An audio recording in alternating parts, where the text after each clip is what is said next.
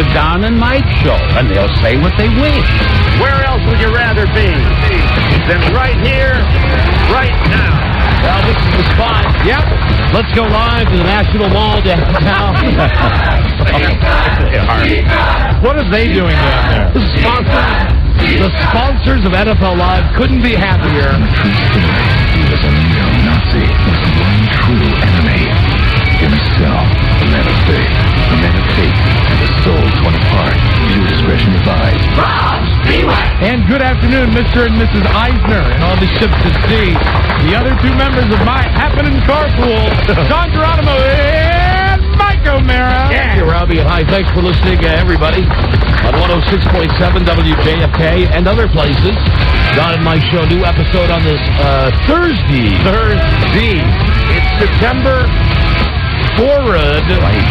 And from WJFK, call 877-365-3636. Or the numbers that have 1067 in them, the dial position, 800-636-1067 or 202-432-1067. And there he is. Hi, Anton. Hi, Don and Mike. Buzz Burbank here. Howdy, Bob. Is anyone listening? Hey, what happened? Shut up! Did you wash the ass today?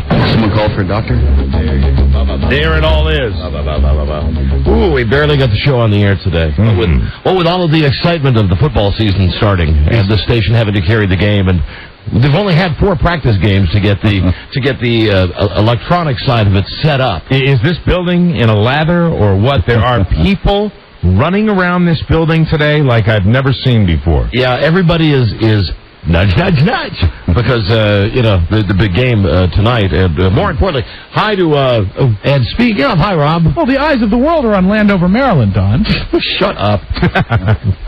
Speaking of that, the eyes of the world being on the... It's funny to see him wear his school clothes, isn't it? Well, it's because he's going to be at the stadium tonight doing his thing where he introduces the players. Is this the thing where you and I are going to be able to enjoy his big head on the... on the Jumbotron. On the Jumbotron. Will that be your first time seeing Rob's head on a TV that's actually big enough to have a picture of his head? Yes, absolutely. I'm very, very excited about that. I've enjoyed the the magic of audio tape and heard some of Rob's performances. Now you have to be there sitting in the stands watching, and trust me, you don't need binoculars. No matter how high your seats are in the stadium, you just see the head. As a matter of fact, you think, God, is it Thanksgiving already? You think it's like one of those Macy's Thanksgiving Day parade floats. Balloons. They're Snoopy. It's Bob SquarePants, SpongeBob SquarePants. No. Oh, my God. It's a speedway. Watch your language, Mr. Dirty Mouth. It's Rob Banks. Now, are you in good voice tonight, Rob? I know you had that one time with Big Daddy Dan Wilkinson where, That's what's the exciting thing. We'll have to wait and you never know. And allergies are bad. I had something of a cold when I woke up today, so let's roll the dice. And let's roll the tape. At defensive tackle, number 95, Big Daddy Dan Wilkinson! Yeah. That was a moment. That was infamous. It was great. Yeah, we're going to have some fun. We're going to the game tonight. Mike and I are going using my seats. And thank you again. I mean, I know you're glad to go, but thank you because it saves me the trouble. It's one of the, I guess there's 7 more times this year that I'll take my wife, and she will reluctantly go and sit there and watch. She doesn't get into it. No, she does it to pacify me, so that she can hold it over my head later to say, well, I do stuff with you that I don't like to do, like going to the football games. And because it's been so long since I've gone, I think at least a year, I'm super psyched. And to go on opening night, I was bragging to people about it. I was like saying, yeah, I'm going to the game. And I'm just like, I'm sharing that. This is you know what? I'm sucked into it. I am sucked into it. The thing that it is kind of an event. It really is. I refuse to get sucked into this whole marketing thing downtown. Well, that I'm not, that is not about, but the game itself. But the game itself... Everybody's talking about it. But the game at least... Everybody around the water cooler. The game has become secondary to the circus downtown. Well, the circus downtown is just a bunch of BS. And we'll find out in just a moment because Joe Ardinger is down there with a bullhorn. Now, this weather sucks, though. As we speak, it's lightly raining, and the original plan was some genius at this station, maybe the new general manager, and we'll be talking about that in a couple of seconds. And as the Who once sang, meet the new boss. He's same as the old boss. Yes. Yeah. Line wand, finally got the job. Yes, he did. So tonight at the game, is he going to be at the game? Yes, and it's going to be like a coronation. He's going to be receiving oral favors in front of heads of the Infinity Broadcasting Company. All the sales gals will be there. I believe that Alan will be responsible for a sideline tour for two people that I'm big fans of, Joel Hollander and Bill O'Reilly. Wow. Oh, God. Yeah. Wow. Oh, boy. Yeah, they're all excited because Bill O'Reilly's coming to town. I can't stand it. You can't stand the excitement. That's what I meant. There you go. Yeah, so all of the Infinity guys are coming to town because it's opening day. So I guess the whole stadium will be a no-spin zone. I was telling you, I watched Al Franken on Letterman the other day, and Al Franken did a pretty good job of cutting O'Reilly wide open for being the fake newsman that he is. Oh, I got to he was on Letterman? Yeah, it was good. Oh, I got a TiVo. I was telling you that he cut him open pretty good. Oh, interesting. So everybody in town is talking about the game, of course, but like I said, more importantly, the focus, at least with the stupid TV stations, is on all the stuff down there. And like today, with the lead story is it's raining at the National Mall. Look at the size of these puddles. Ladies and gentlemen, if you're going to come watch Britney Spears tonight, and if you're going, and this is what the anchors are saying, if you're going to prove to the NFL that we are worthy of being a Super Bowl city, F that, then I say, wear some shoes that you're prepared to lose. That's the thing now, because it's going to be so muddy down there. I'm Jackie Benson, News 4. And then they throw it You want to have the NFL equivalent of Woodstock. Right. Then they throw it back to the studio, and the dumb, lobotomized anchor people go, well, we only got one chance to show the NFL what we got. Please, kiss my ass. Nobody loves football more than me. Right. And it would be terribly exciting to have a Super Bowl here. But trust me, it ain't going to happen because the weather here stinks. Well, and have you checked the traffic around here recently? It's fine. I mean, it's no problem. But I mean, they're starting it at 6. They're starting it at 6 o'clock, and it's the same reason that my former classmate Derek McGinty, who's now starting the local 7 o'clock news, they said because people, and he's right, Mike, their promo is good. No reason to say local. Oh, that's right. No, but you could just say Channel 9. But I was saying it specifically because it's a local newscast that they're promoting here in Washington. That starts at 7 o'clock. Oh, I see. So you're still doing it. Well, on Channel 9's promoting this right. This new newscast. Yes. It's not a network newscast. So it's the L word. But you see, it's local. Now I don't. What I'm trying to explain, 314 on WJFK. Even if we were not on the network, I would say because they're promoting their new local newscast, because that's exactly what it is. I understand. That's why I said that. But then you also never. But I did say something more than I needed to say. Never mind. But he mentions American University in the promo, which I thought was kind of cool. I know. I'm surprised. I'm Another, you know how I get excited about the guys that I went to school with that became legitimate. That went legit. Like Tony Perkins and Derek McGinty, and in his promo he says the reason we have that because nobody gets home, which is the truth. Nobody gets home in Washington at 5 or 6 o'clock. They get home at 7 o'clock at night. Not because they don't leave at 3:30, right. But because that's the traffic. Right. So you got the kids that are gonna. I don't know. Anyway, I believe what you're saying. This is going to be a mess downtown. Yeah, that's kind of what my point. And then it's going to be a mess out, the other way going by the stadium to get wherever it is. But we're diving right into it tonight. And we have Joe down there on the mall with all the idiots with a bullhorn, and Joe will be yelling at the idiots on our behalf. Now would you? This is all right. This is better than I know I made a comment before the show, and I'm just telling you that this is not bad. I gave Mike some of my Diet Vanilla Coke stashed today because shock. Mike is without his beverage. He only asks for the same thing every day. Yeah, just a Diet Pepsi or Diet Coke. Not one to be found anywhere in the building. So, desperate times call for brave, old steps. This grows on you. It's very refreshing. Very quenching. And I said to Rob, get him one of mine. Go up to the refrigerator. He's my buddy. Give him one. And what does he say? He says, I'll try the syrup. The cough medicine. I'll try that. I'll try that cough medicine. Yeah, but now... After a few sips, I only did a taste test with it, and it's actually quite tasty. She's dug her fingernails into you, hasn't she? That mistress. I'm a hooked. That crazy mistress Diet Vanilla Coke. I'm a hooked now. So, yeah, we're going to the game tonight, and at some point, today we're too jam-packed. We have Paula Poundstone coming in. We've still got the Jerry tapes to get to. We're truncated because of the game. Right. We want to get to Buzz's news show. But I just had a brain fart. Well, that's all. I really was, I swear to God, I was going. It had to be something. No, I know what it was. You know, I feel stupid. Well, high. All the time I feel stupid. As do I. But it just clicked with me. Huh. And does this ever happen where you forget what you're going to say, then you remember it, and when you remember it, then you think, well, that wasn't really a great idea to begin with. I probably shouldn't have said that. But by that point, it's too late because you've already said it. Now you have to go back and you have to say it. Being stupid is better than being irrelevant. Okay. True. If we have time today, but we won't have time because we have a shorter show and we have lots of crap to get in, we could take some bets about when we'll leave the game tonight. If we'll leave before the end of the first half, if we'll leave... It just depends on how bothered you are by lightning, damaging winds, and heavy rain. Is that the forecast for tonight? And a flood watch till 2 a.m. Other than that, it'll be fine. So look at the joy. Look at the glee. Yeah. Look at the pure joy. I fess up. Okay. So anyway, well, make your bets right now. Yeah. I always stay for at least the first half. Right. Even if they're getting killed, I always stay for the first half. So what are your... I have no... I'll leave whenever you want to go. I mean, I'm with you on that. What do you think, Rob? 2-minute warning of the first half. You think... Think that's when I'll bail? What about if they're winning? What if... Then maybe before that. That's funny. When do you normally leave?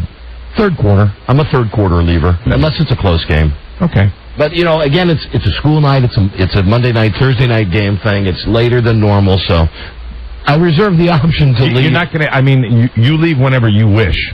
I will simply be quietly... If it was like the... Even if it was like the end of the first quarter, I would be quietly amused. How funny would it be, though? I'm going there for the whole opening. Sure, you'd be very mad. But how funny would it be if I said, "Hey, I got to go take a squirt. I'll be right back," and you left me there, left and got in my car, I'd kill you, and drove home. I kill you. I mean, I need. You'd be like Home Alone. I know. Don't do that. I'm not going to do it. I mean, I don't care when you leave. I mean, but I'm not going to be. I won't be sitting. Well, I might be.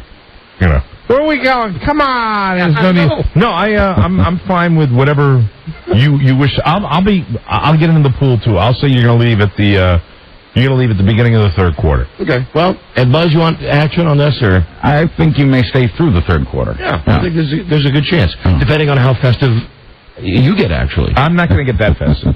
Because if the game sucks, I'm going to count on you to be the show. Right? I mean, we've been in that situation before. Oh, you're going to get a show. You're going to get... I'm not going to go crazy, but you're going to get a... I'll get crazy enough to entertain you. I'm going to go to things a lot of times, and I get very bored very easily. And I go, I got to get out of here. Well, I mean, exactly. We've done, we've gone to concerts together where it's the exact same thing. I can't stand it. But then sometimes Mike does that thing like that John Belushi thing to break the bottle over and go, hey, yeah, come on, stay, have a party. Usually it involves, I don't want to tip the hand, though. It usually involves an animated discussion with a person sitting close by. And see, I'm waiting for you to get into the minds of the people that sit in the section that I've had the seats in. If you see me start, if we're walking into the seats and I'm going, how are you? And then I know how are you? And, I'm happy that you're going. We're going to have a good time. We'll be able to talk about it tomorrow on the show. Exactly. I'm happy my wife's not going because she really doesn't want to go, especially with the traffic and with the weather. Right. She made a good call because the weather is going to be crappy. I have to tell you that last night we had, we're still, and I'm going through still this dumb thing with my kid where I'm feeling bad because my kid's not around. Sure. Last night we Are you feeling relevant, though? Pardon me? Are you feeling relevant? Do you feel relevant as a human being? What do you mean? Do I feel relevant? I'm just wondering if you feel relevant. Where's that coming from? Do you? I'm irrelevant. Do you feel relevant? I'm irrelevant because I push people away. That's just something I wanted to share. I can't really go into a lot of detail, but I just wanted to say that. I wanted to say that I'm irrelevant. Mike had lunch with his ex-wife today. I'm irrelevant. I'm irrelevant because I push people away. That's all I wanted to say. Hi. You've never pushed me away. I know. Well, a couple of times. But it's always because I just wouldn't listen. I know. Absolutely. If anything, you've pulled me close to your breast. Thank you, Rob. Thanks. I appreciate it. I've never found you more relevant. Thank you. And that's all I need from C. And Buzz? Yes. You've pushed me away, but I still find you relevant. Thank you. That's good. That's all I needed. Now that I've said it, now I'm fine. So why did you ask me? Because you really didn't. I didn't ask you to ask you. I asked you just because I wanted to get this off my chest early. Right, you were just fishing. Here I am ready to go down. Right. Go down to what for me is a highly personal, defining moment in my life, and all you wanted to do was ask the rhetorical question of yourself. You know what? Are you relevant? I made the statement that I feel irrelevant, and then as opposed to someone who will be nameless saying you're not irrelevant, it was explained to me why I'm irrelevant, okay. Which is not really what I was looking for. So see, and my pals here really, Listen, that's all I got. You know, I mean, it's you got to stop listening to her. Well, it gets me a little squirrely. Right, you got to stop. I know it ain't healthy. I know. I mean, it's just. You're right. Healthy. You're right. You're absolutely because right. now you know what's happening now. Now it's spilling over from the office onto the show. Because we had. I think you got a little flashback today, didn't you? My little manic energy thing that's going on here. I'm just glad there's like a game and fun tonight. I'm very, very glad. Need it. Oh, see, now we can't leave early because now I know you're feeling irrelevant and you have to be festive. So now the rules are reversed. Now I'll have to break the beer bottle on my head and say, no, I'll be great. Say, pick it up, pal. You're relevant. No, I'll be. You're Mr. Relevant. I'm actually looking forward to the car ride over. We're gonna have a great time on the car ride over. I'll even sit in the back seat. Really? Yeah. Rob called shotgun, and I'm a real big believer in that. He called shotgun yesterday, and it should be fun. Hi, Charles. I just wanted to add to your relevance that you did have the last pick in the draft yesterday. So you would be Mr. Irrelevant. See, I am Mr. Irrelevant. Official. So, listen, any other issues? No, I'm done. I got all I needed. I got more. I got more than I needed. But. Anybody? 'Cause, I mean, I got my own issues, too. And I'm willing, more than willing, as always, to have this be an open discussion of everybody's issues. Buzz, you okay? Yeah, I feel somewhat irrelevant, but otherwise okay. Rob? I'm overworked. Yeah. Well, I guess, I'm sorry. I do feel relevant. I know you do. I do feel relevant. How is it going? Everything all right? Patronizing me, you son of a bitch. You son of a bitch. I got nothing here. I really got nothing. I just got something I'm just throwing out. Well, I can't. You know, there are days that I'd love to, but I can't. There are days that I'd like to do what you do occasionally, and certain times. Well, you started. Well, I really can't, though. I can't. Well, who forced you to sign that agreement? I mean, did somebody have a gun to your head? Nobody did. No. Okay, all right. No. So I'm relevant. I know you're relevant. I'm relevant. In many ways, I'm irrelevant. But I believe in this context I'm speaking of, I'm relevant. Because my kid's gone, and I was feeling nutty about it. And last night, my wife insisted that we go out to dinner, and I didn't want to go out to dinner because, I just like going home. But we went to dinner, and like I said, there's really nothing to the story except I believe for the first time since before we had a kid, we just had a normal night. I mean, where we didn't think about him, we talked about him, of course, but he wasn't the dominating force in everything that we did.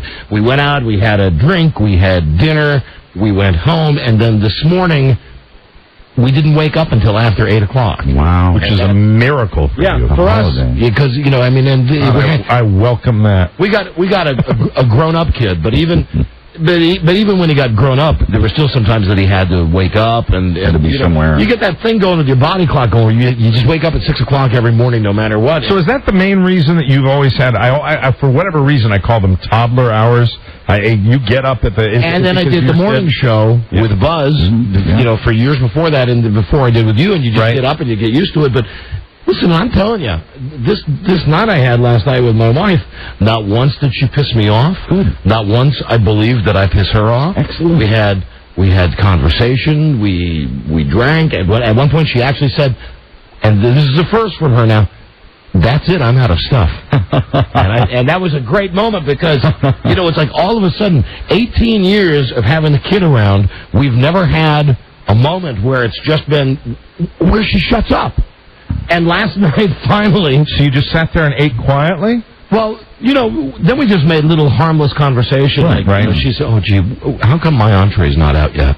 Mine is the catch of the day, and mine's not out yet." And I was loving the fact that we're out of stuff to talk about. Are you going to be like the married couple now that when you're out, it goes beyond that, where you... Have you ever seen a couple that... We will not sit in silence. We will not sit in silence, but... The most noticeable thing in a restaurant is the couple that is in silence. Understand what I'm saying. This goes from on my behalf as well as my wife's. When just the two of us have gone out, at least since my kid has been born, as far back as I can remember, it's always intense. It's always, she's telling me, the things that happened during the day and what she's got to do, and she's got all this stuff going on, and I tell her, well, no, I can top that because I work for the biggest dick in the world, and they're really screwing me around today, and boy, I'm hot about this today. And last night, we both met, and we chatted, and she said what she said, and I said what I said, and then, for the first time, I believe for the first time since, I can't remember back before my son was born with her. I assume we were a happy couple because we were still married now. It was different then. But it was back then I didn't analyze things like I do now. But last night, that one sparkling moment when she said, that's it, I'm out of stuff. Your new life has begun. And I said, great. I think this is a tremendous optimistic sign. And then it was just like, do you want me to call the waiter over because your food's not here? No, that's okay. Go ahead, eat your food. I said, no, I'll wait for you. No, go ahead, eat your food. Now, to some of you, this might sound like a typical moronic husband and wife behavior, but frankly, my wife and I have not had this type of do nothing, say nothing relationship for a while because it's always so effing frantic. And then we slept until 8 o'clock in the morning. Very cool. And that's fantastic for you, and I think that right there is going to be very good for you, that you get more sleep. I mean it. I told you I had nothing. It's funny when people laugh at something that I meant. I told you I had nothing. Sincerely. I meant that so sincerely. I told you. Just said, Dick, the story was just... But I mean, really, I think that's important. I mean it. I mean it. Well, I've always been able to get my sleep, but I got more sleep, and more importantly, so did she. Right. And then we woke up this morning, and now, knock on whatever disease plastic this is in this microphone. But when I got up this morning, again, for the first time in I don't know how long, when I came downstairs, I was not barraged with the, what are you going to do today? What are we going to do today? Are we going to go to Home Depot? Are we going to do this today? Are we going to do this weekend? What time are you going to the game tonight? Are you going to go with Mike tonight? Are you driving tonight? Do you have the parking pass tonight? I talked to my mom today. With some Sonia today. Did you see the Metro was shut down? Well, she said the other day that she is a new person. There was none of that. She's completely non-stressed. And I'll tell you why. Because the bitch slept until 8 o'clock. And I say that only in the nicest possible way. Because I love her with all my heart. But thank God, she was right about this crap with my son. That having him around, and the fact that she always would bug him about being a slob or being lazy, even though that's what all kids do, all boys do, it really was driving her crazy. And I do believe that if any time in the last, from 13 to 18, with my son, anytime in the last 5 years, if I would have done something to her, I believe a jury of my peers would have found me innocent. But now, fortunately for my wife, and I guess for our show, the thought has not passed my mind in 18, 19 hours now. Well, that is wonderful news. To somehow find a way to... And I think it comes from her. To push her off the chair or stop the car in the middle of the road and say, oh, look, there's an animal there. And then she gets out of the car, push her out of the car. Smoke the tire. No need for that now. No, I've not had that. I've not had that thought. That's great. And we didn't... And listen to this. There was not even any sex involved. It was just, dare I say it, good old-fashioned... togetherness. And this is it. This bodes very well. So I'm like... So you two like each other. I believe so. And you like each other. I mean, I know she likes me. I mean, I know I like her. I don't know. I'm not sure she likes me. I think she likes you. I think she does. It's a weird time for us. Still adjusting, I'm sure. No kid around. Right. And man, do I miss him. And the problem is because we have cell phones and everything, we talk all the time. Hello? Hey, there she is. Sweetie, Do you find me relevant? do I find you relevant? Please don't answer a question with a question. I'm sorry, I was opening a drawer and I didn't hear the question. I'm not stalling for Do time. you find me relevant? I find you annoying and relevant, yes. Annoying and relevant. Well, now, see, this blows. Kind of backhanded, but it's better than what I've gotten. Here I am. I've just spent. I don't know how long have we been on the air. 30 minutes. I've spent at least a third of that time talking about how last night we went out, we had that nice dinner, and that at one point you finally said the words I've been waiting for you to say my whole life. You said, "I'm out. I got nothing else to say." That was. Do you remember that? No. Do you remember that at dinner? I remember. I hated it. We were just looking at each other, and because they dropped my dinner, we had to sit there with extra time to look at each other, and it's like, okay. I know, but think about it. Think about that moment. I was racking my brains too. Don't think I wasn't trying. No. That's a great moment in history. No, you don't see the enormity of the situation. No, because a lot of other people that I would go out to dinner with, I'd be jabbering away the whole night. I'd have stuff. See, that's the great thing about being married for 22 years is that you don't have to make the forced small talk. About people at other tables who sit there, couples that look like they have spent too long together. And those people are never us, because we always have highly animated discussions between the two of us. But last night, and I think it's a good sign with the boy. I was just saying, Mike, maybe I am irrelevant now. I don't know. Maybe you're characterizing it in a different way than your wife might have characterized. I thought it was a good thing that we went out to dinner. I thought it was pathetic. Oh, God. I did not expect this. No. Well, I didn't expect this. You know, someday you're going to hear this tape. Someday after I've killed you. Oh, yeah. That's it. The 18 hours is past. You're going to hear this tape, and you're going to know. You're going to say, my God, he was saying wonderful things in the moments before he bludgeoned me to death. I'm sorry. I wasn't listening. I was just on the phone. I blame myself. I mean, Well, you should. I hope. Let's get that on tape. I just want to say it is nice to know that happily married, long-term married, separated, divorced, anyhow, that the issues still remain. Issues still remain. It's men, it's women, ladies and gentlemen. All I know is I'm happy that you said last night that when you said, that's it, I'm out. Because the word she has used would be pathetic. I use the word fantastic, brilliant, or orgasmic, fabulous, wonderful. Potato, you know. Semantics. It's a great thing. I just think it's a great thing. And then how do you explain the fact, baby, that you and I slept in until 8 a.m. this morning? Oh, that was great. There you go. But that's got nothing to do with the other thing. Well, sure it does. You know why? Because last night, think about You had such a good time that you needed a little extra sack time. That's right. Last night we were relaxed. We went to dinner. Finally, all of those thoughts, some of them empty, some of them full in your head, they go right to your mouth and come out. They're all gone. They're all gone. No wonder you slept like a princess last night. All right. At approximately 8:59 last night, I'm surprised lightning didn't strike. Well, my wife said, that's it. I'm out of things to talk about.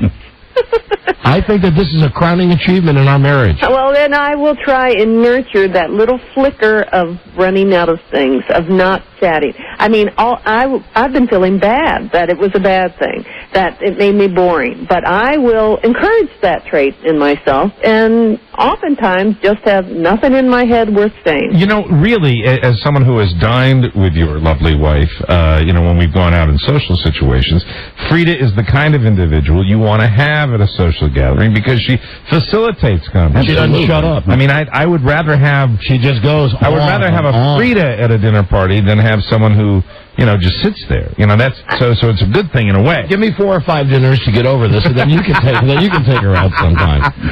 I don't like the dead air, I don't either. But listen, after you've lived with someone, as long as we've lived together, when we go out, there is no dead air. Right. Every once in a while, it's a blessing.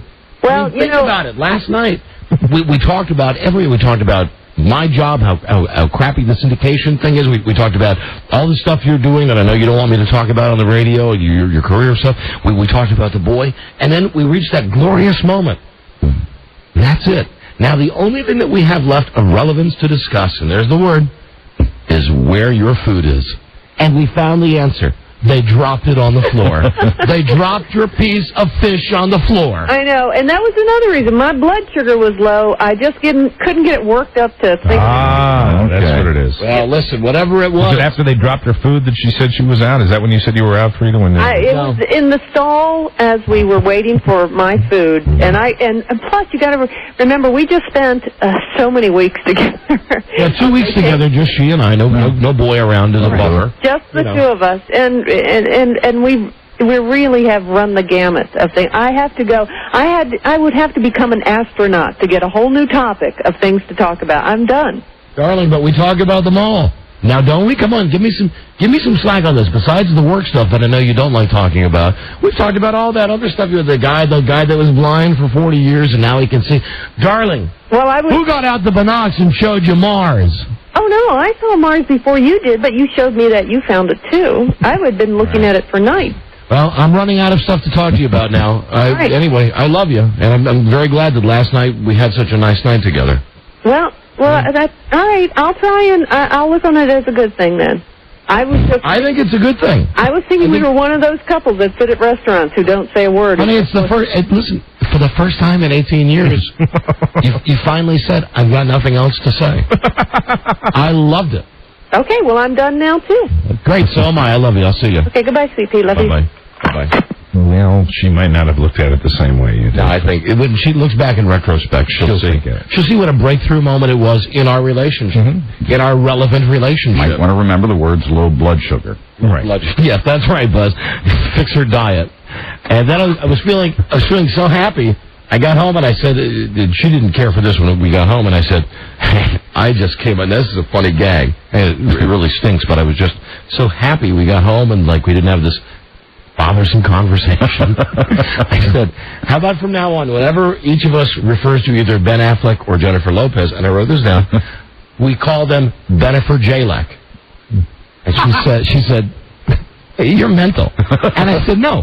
From now on, I'm with her there. From now on, if you want to talk about either in this house, either Ben Affleck or Jennifer Lopez, we call them Bennifer J. Fleck. I said, don't you think that's funny?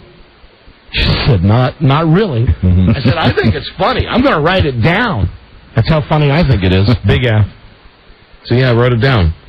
What is it? Bennifer Jalek. Bennifer Jalek? Then I wrote funny, question mark. Or Bennifer Jaflek? No, but see, it's got to be J. It's got to be Jalek. It's like the J-Lo. So it's Bennifer Jalek. Right. Let me say that I wrote down.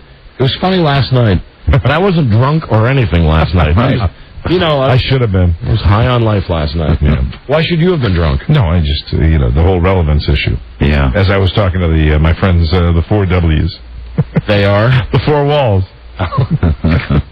When you thought As I was talking to my 4 walls in my bedroom. With your empty bulb? My naked bulb? My naked bulb. Talking to my 4 walls.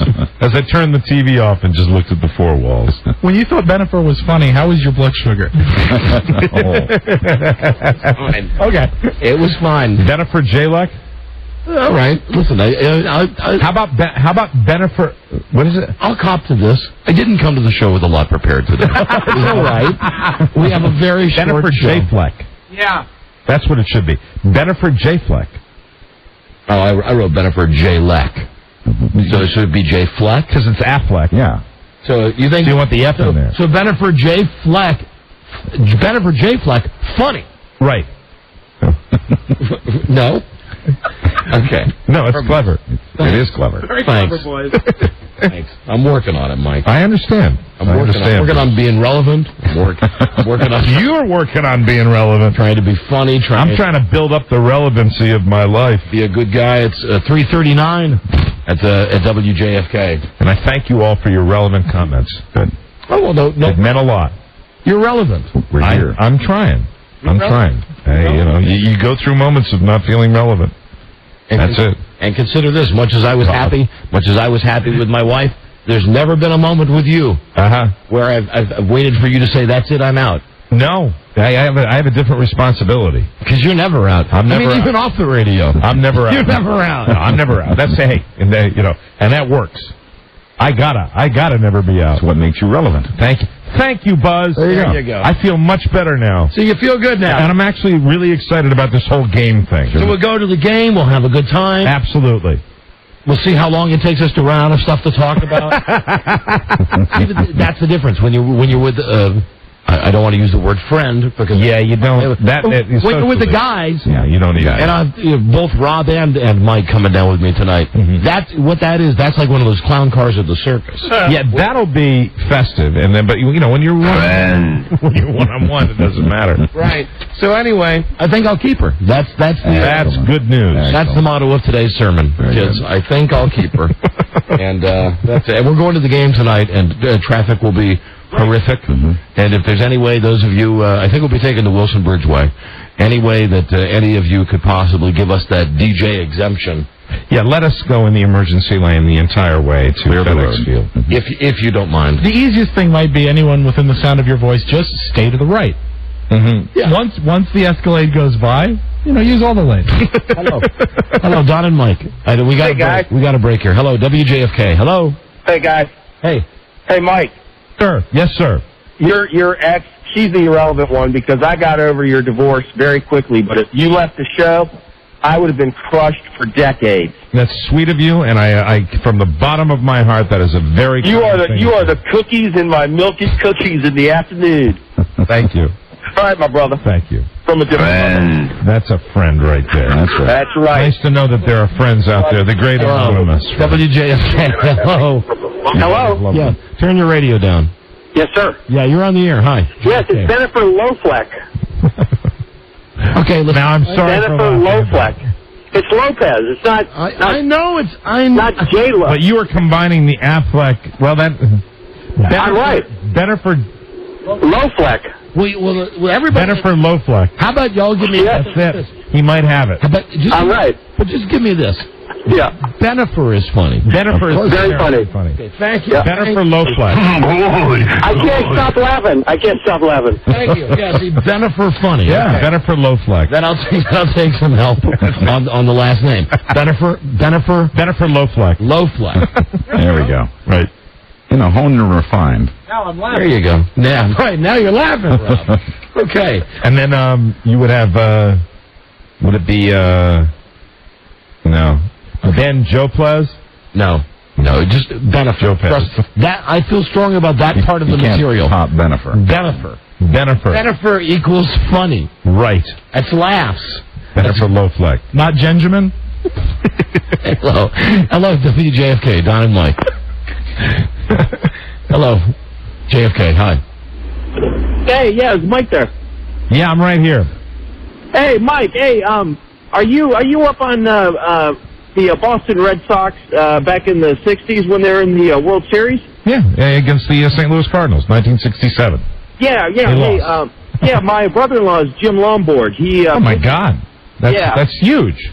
I know, no one in this room is responding to this. No, for me, Mike. No, I know. Do you remember that name? That's a big name. I know who he is. He was one of the first major leaguers to come out of the closet. One of the first major leaguers to admit that. He was dreamy. That he pitches and catches. Is your sister a hottie? Was she a hottie? My sister? Yeah, I mean, he's married to your sister, right? Well, that's a good question. How hot is your sister? Wait a minute. You said he's your brother-in-law, right? Right, exactly. He is married to my wife's sister. He's married to your wife's sister. Yes. Okay. So that still makes him my brother-in-law. But so is your wife a hottie? Of course. How about your wife's sister? What about your wife's sister? Well, she's getting up there. She's getting long in the tooth, but she's. How old would Jim Lombard be now?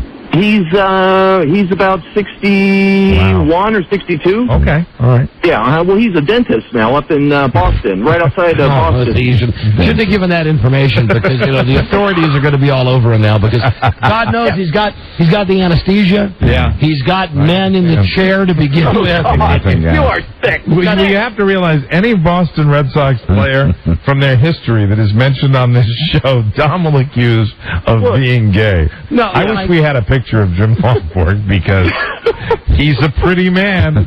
See, he's a great guy. They called him Gentleman Jim. Gentleman Jim. Well, of course they did. You better cut your losses, sir. Thank you. Hey, listen, really, we got a break. Thanks for calling. Okay. We'll be right back. It's Gentleman Jim. 3:45. Don and Mike show on 106.7. How are you? No, you say it, Rob. Jism Jim. Jism Jim. There too. And when he threw that split finger fastball, you never knew what kind of muster he had on that baby. More than one guy said, I cannot hit that ball. Gentleman Jim. Be right back. Oh, negative on that. Sorry. Robbie, you should know, we don't have a new contest ready, right? I thought you would do 100 callers. Nah, we're truncated today. Understood. We're truncated, so sorry. No prizes.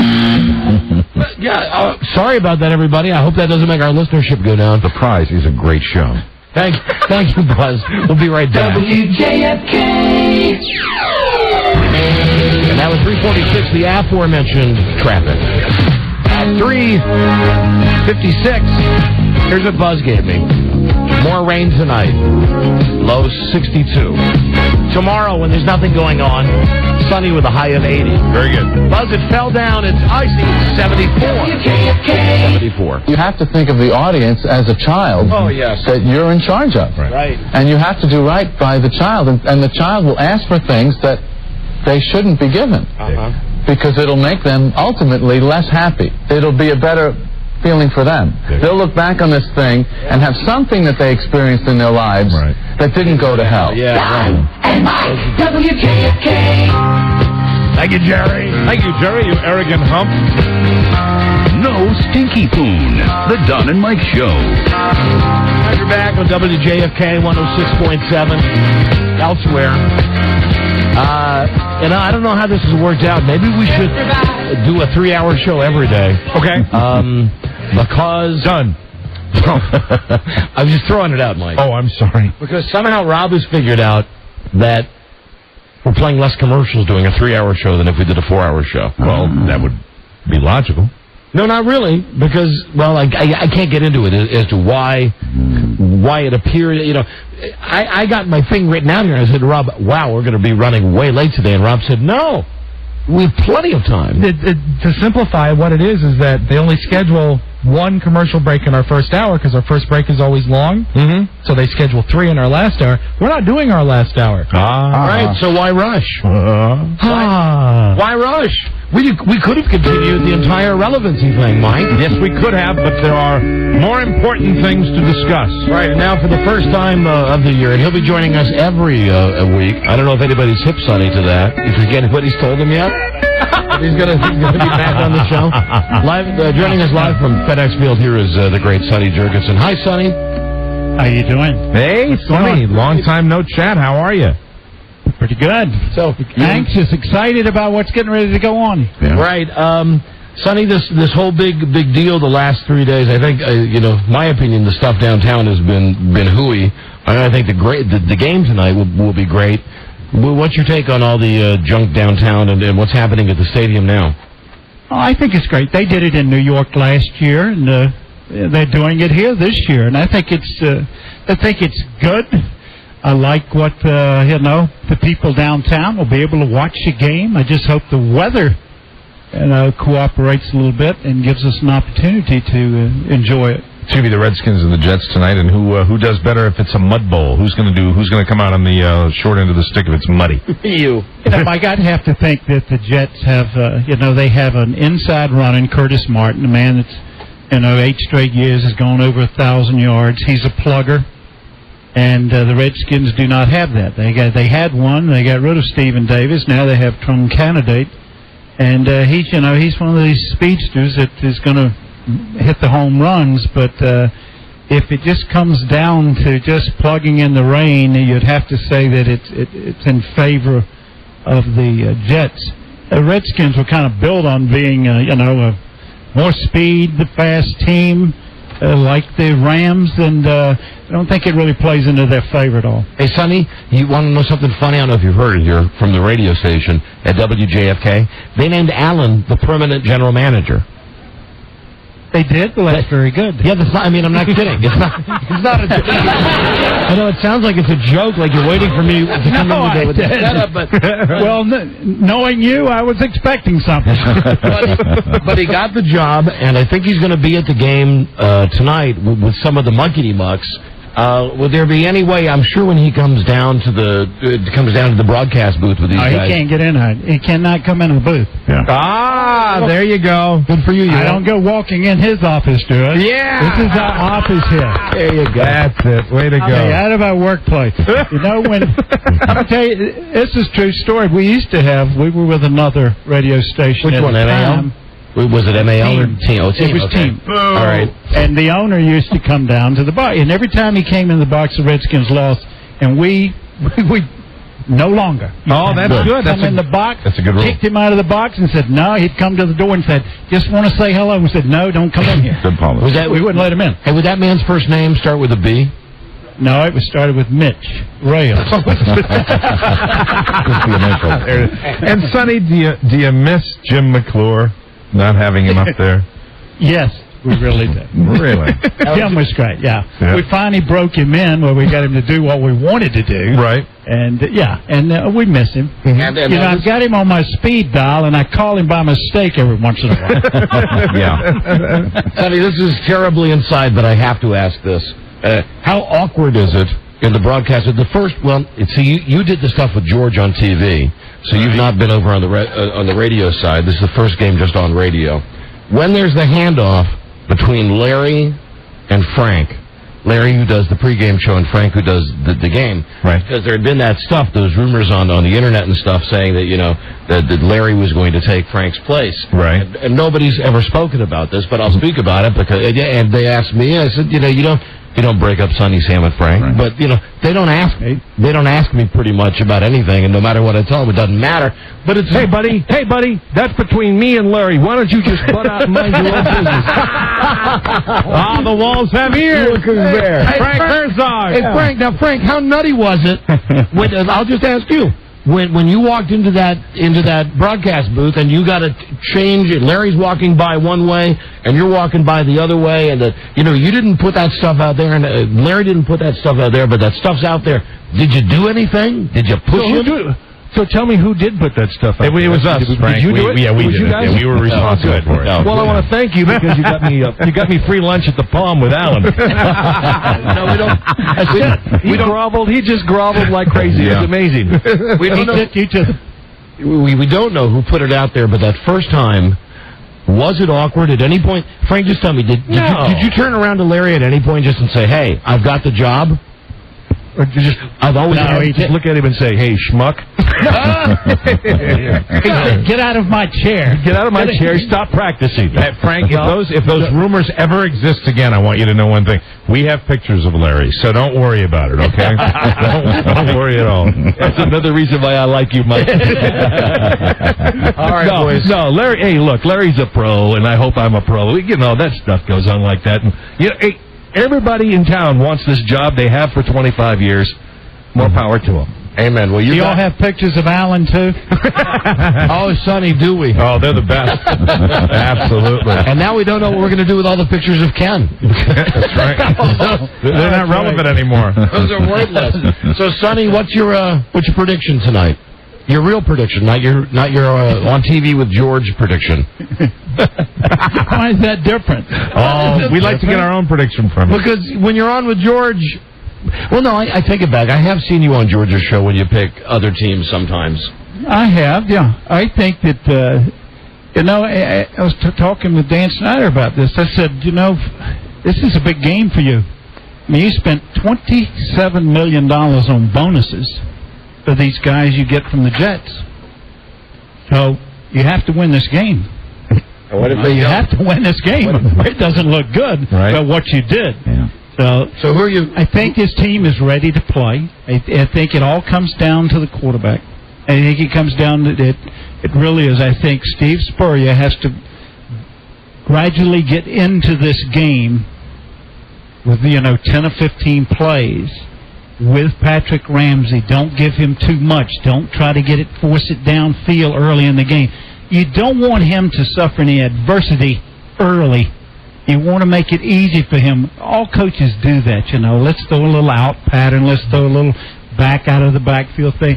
You have to get him into the game that way to get his, way he feels comfortable with what he's doing. You do with him what we do with, Buzz, turn your head for a second. All right. You do with him what we do with Buzz, which is you give him a bunch of simple tasks, easy stories to read, no big words, to build up his confidence. To build up his confidence. By the fourth or fifth story, we give him a really challenging word. Well, that is the way you go about this. All right, Buzz, you can join us again. Okay. That is something that Steve's going to have to do in this game. He's going to have to start that way. Now, on the other side of the ball, they don't have to do that with a guy that's played, Right. He was playing when I played. Vinny Testaverde. So who do you think? So I think that if the Redskins come out and play that way, I think the defense will play fine. I think they've been looking forward to this, and they've been criticized. They have this weak link. Can they stop the run? I think they will do a good job there. I think it's going to come down to the coach and the quarterback tonight. And I think. And who do you think is going to win? It's the Redskins at home. This is a big advantage playing. I was just telling the guys that the Jets must not have any pull in the NFL office in New York because they've been in business 40 years, and 32 of those years they've opened on the road. So they don't get any home field advantage at all starting the season. Well, who do you think is going to win? I think the Redskins will win. Redskins! And due to the fact I think it'll be a close game. I think it will be a close game, and because it is warmer than usual, for football weather, it's certainly going to be warm this evening. A little humid. Will Sam be wearing a tank top this evening? Sam, he usually wears it for opening game. He wears his moo-moo. All right, Sonny, thanks. We'll talk to you during the season. Great talking to you. Okay, bye, Sonny. Bye-bye. There's Sonny Jurgensen. With Frank eavesdropping. Right. Frank there. Hold on a second there. And, you just wait a minute. I'd like to think that I'm I know I'm friends with Larry, and I think I'm acquaintances with all those guys. Right. And I'm not trying to start anything, but that was a behind-the-scenes thing that had got started, I think, on DCRTV.com, like back in July, when they had a big picture of Larry's face there, and it said, Larry will be replacing Frank as the play-by-play guy. And I was just wondering, because I know that Frank had to be hip to that by somebody. Mm-hmm. Somebody at Channel 9 or somewhere had to say, hey, dude, look, it says that this other guy is going to get your job.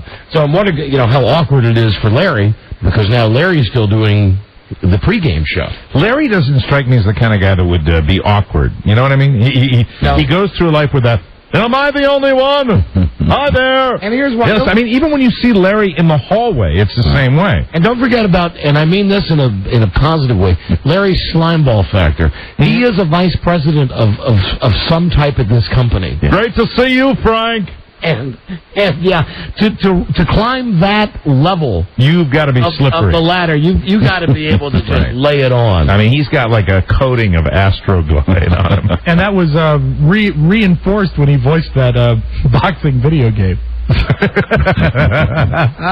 Welcome to Caesar's Palace. Am I the only one who thinks he's going to take a punch? Yeah, and he's of course here in. I don't have to say that anymore. All right, everybody knows he's here. Yeah, he's here. He'll be on tonight. Everybody. He'll be on tonight. He's here. You. Hey, old habits hard to break. You. I know. Yeah. Well, I'm going to buy you a copy of that song, and the next time you talk to Miss Relevant, I want you to listen to that song. Okay. Hard Habit to Break. Hard Habit to Break. By Chicago. It's a light rock favorite, Mike, that I think could pick you up. Yeah. Get you through the day. Yeah. Heppy back with that, is Heppy back with that six-pack yet? Right. I don't want you listening to stuff like, You're the Inspiration, Baby, What a Big Surprise. Right. Or, I Will Always Love You. No, I'm thinking just Chicago songs. Oh, I'm sorry. If You Leave Me Now, You'll Take Away the Biggest Part of Me. If you leave me now.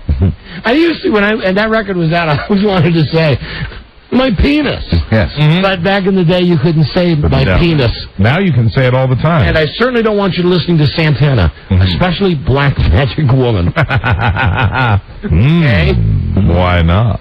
And I don't want you listening to You Gotta Change Your Evil Ways, baby. You gotta change your evil ways. Because you're very relevant, Mike. Thank you, Don. Hello, Don and Mike Show. Or just hang up. You can do that, too. I think... Now, I don't know if the phones are being screened. Oh, I know what it is. It's Charlie on the phones today because Joe's downtown. Right. Hello, Don and Mike, JFK. Hi, guys. I got to say, I'm calling from Reno. The JFK signal is coming through great out here. And you just got a wonderful thing going. And, when you do the traffic reports, you got to do Interstate 80 and 395.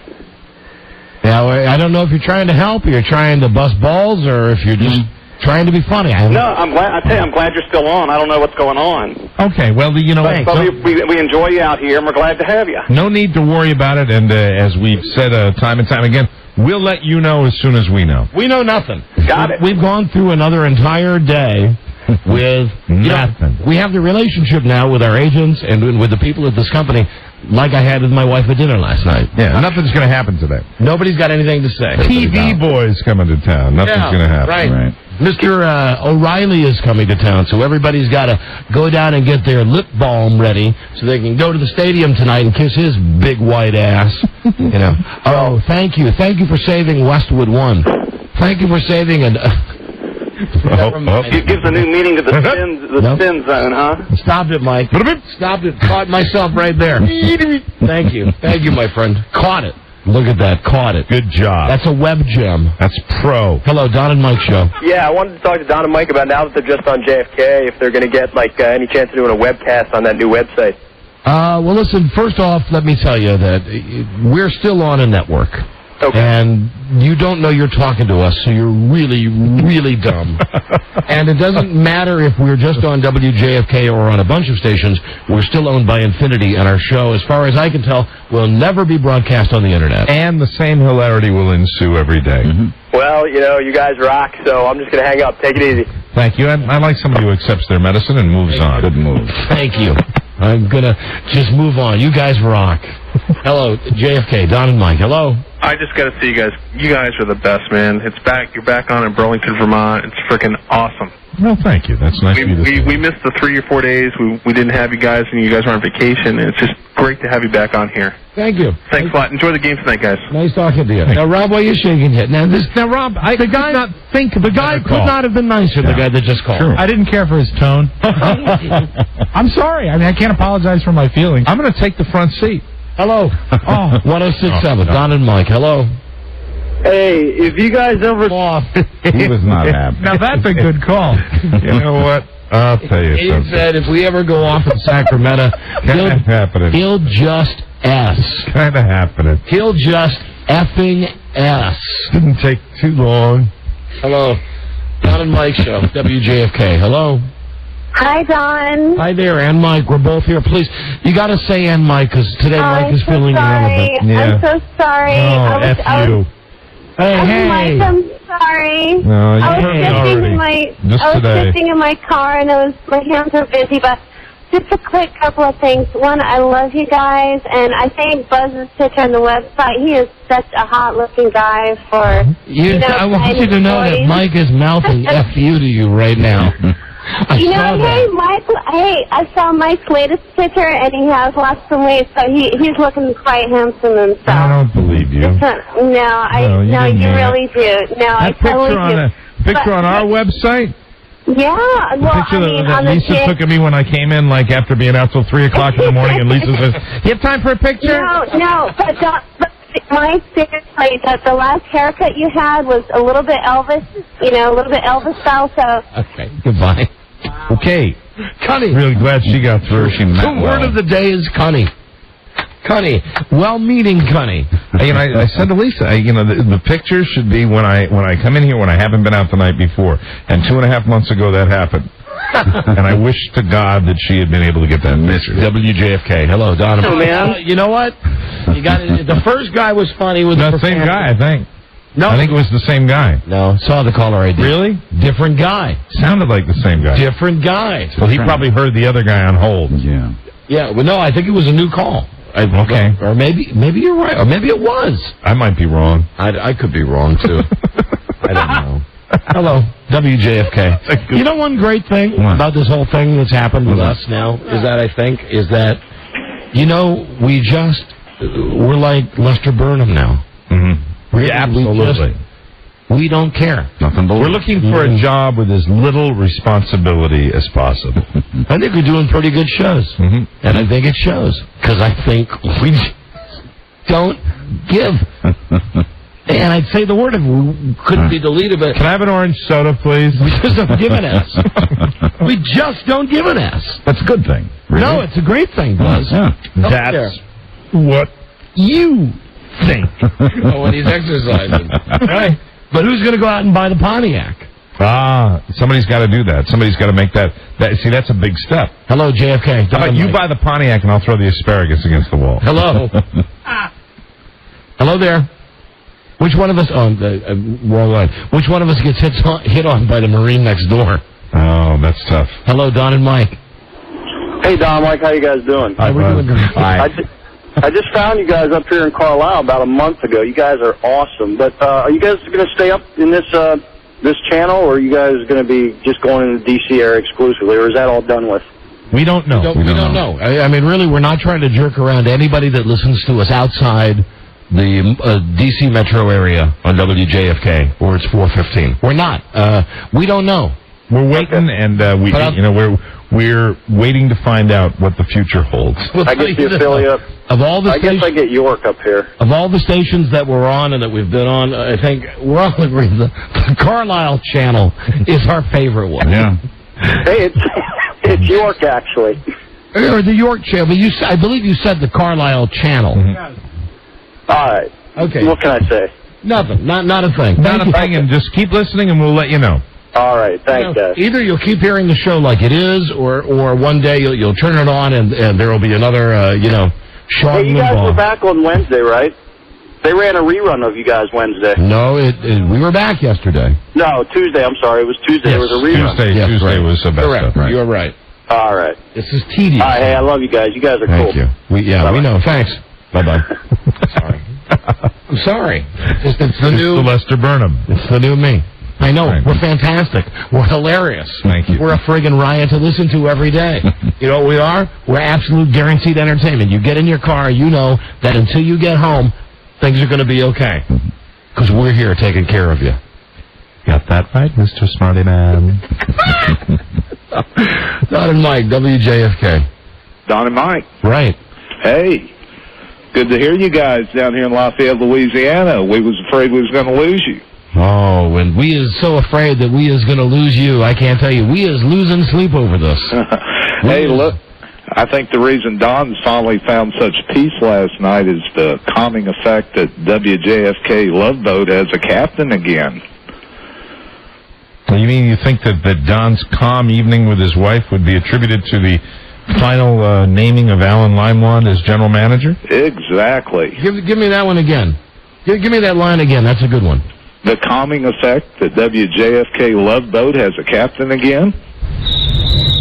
See, it's been like Gopher's been in charge and the captain's just been down kissing the passenger's butt,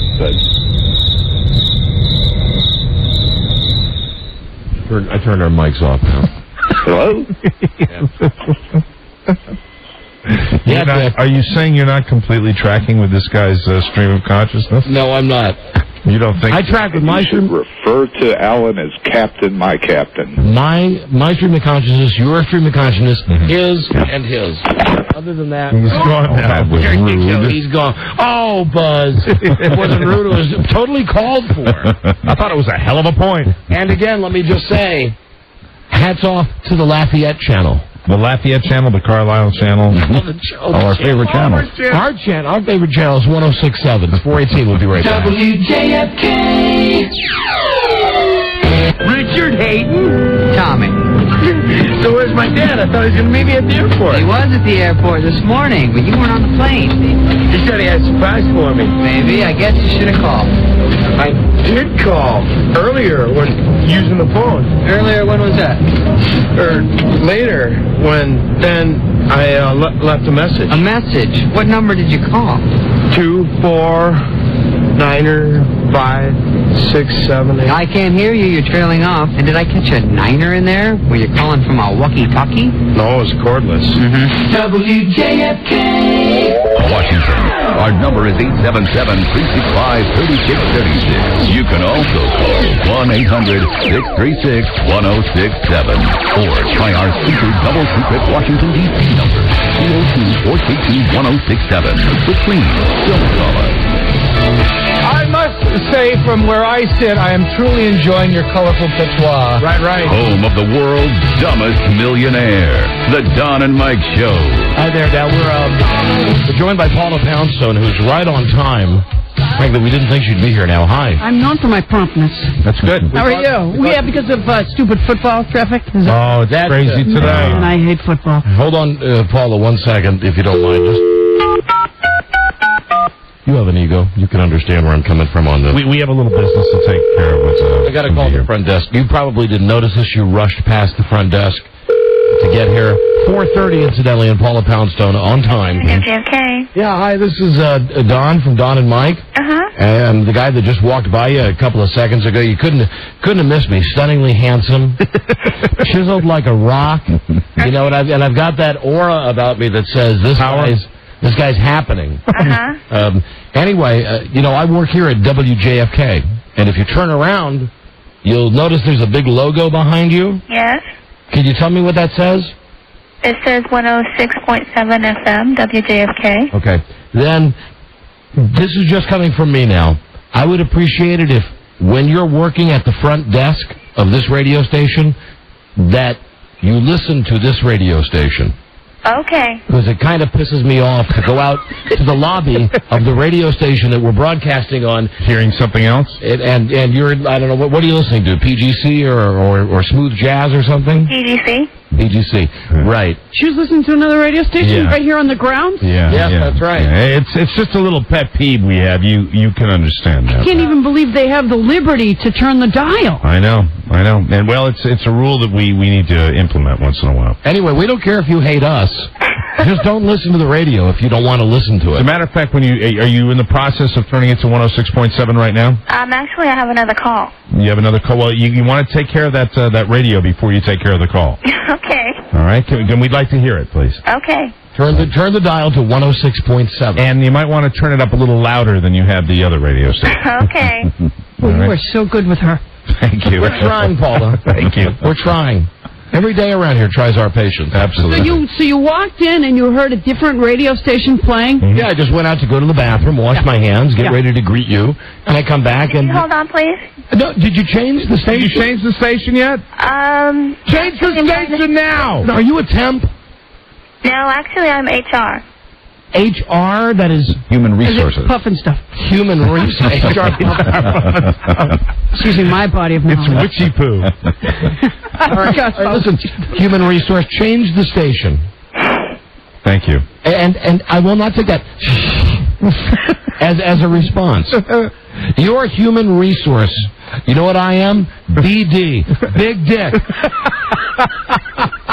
Really, I am. Are they allowed to say that? Yes. Are they allowed to say that on the air? I'm not talking about about my general. Not exactly referring to a specific part. Just generally known around the station.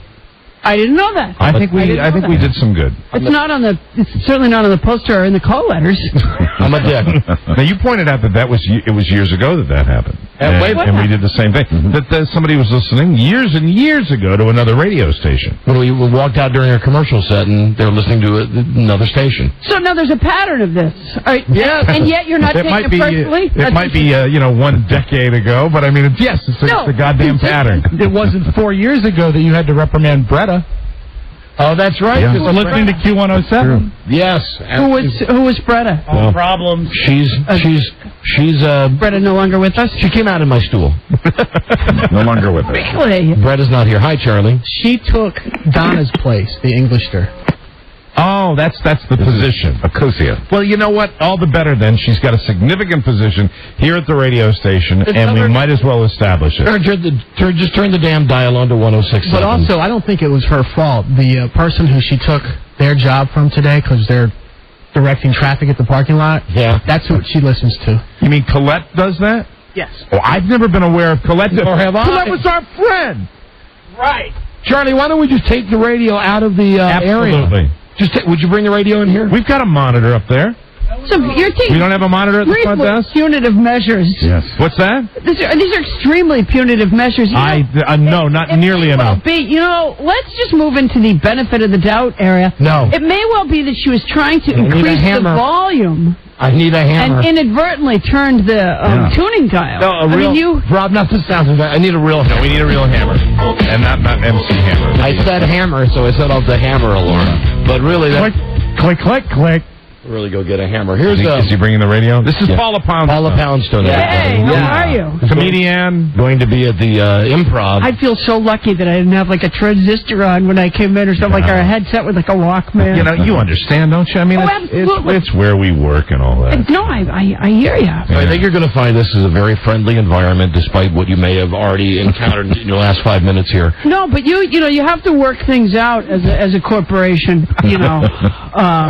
Was she a whistleblower of some sort? No. Is that why you came down so hard on her? It's just one of our issues. It's ego. Has there been insider trading? Yeah, you walk past the front desk. It's the radio station we work at. She's from another station. And you walk into a McDonald's, and you don't see the person that's cashing you out as you get your McDLT eating a Whopper. It doesn't happen. Right. And the manager would probably get upset, and probably the person that's working the French fry machine, who's the star employee, would probably be very... You'd be going back in time because the McDLT has been dead for years. Oh, man, you are dating yourself with your McDLT. I thought I dated myself with witchy poo. Yeah, no, I was going to say my HR Puff and Stuff reference was just nostalgia, but you're just living in the past. I understand. So, Paula, the McDLT. We know all the stuff that we think we know about you from before, and, you went on, like, one of the Barbara Walters shows or something like that.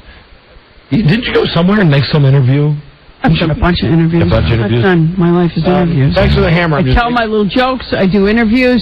Just waiting for the radio now. But I'll tell you something. When I go into a radio station, I refer to nothing but that station. Had I ever been in another radio station? Okay, here's the only question I had for you, and please don't be offended. No. Are you nuts? No. Okay, then we can move on with the conversation. Now, I know of. Did you do? I mean, we mentioned that with the controversy with the children, and did you have the big interview? You see, you've done a lot of interviews. Did you have this one? Did you have the spotlight interview? And that's what Don was referring to, the Barbara Walters, the 2020. Did you have the one where you went on to tell your side of the story? Have you done one big one like that? I've done a lot of interviews. I don't know which fall into. I haven't done any of the ones you mentioned. Okay.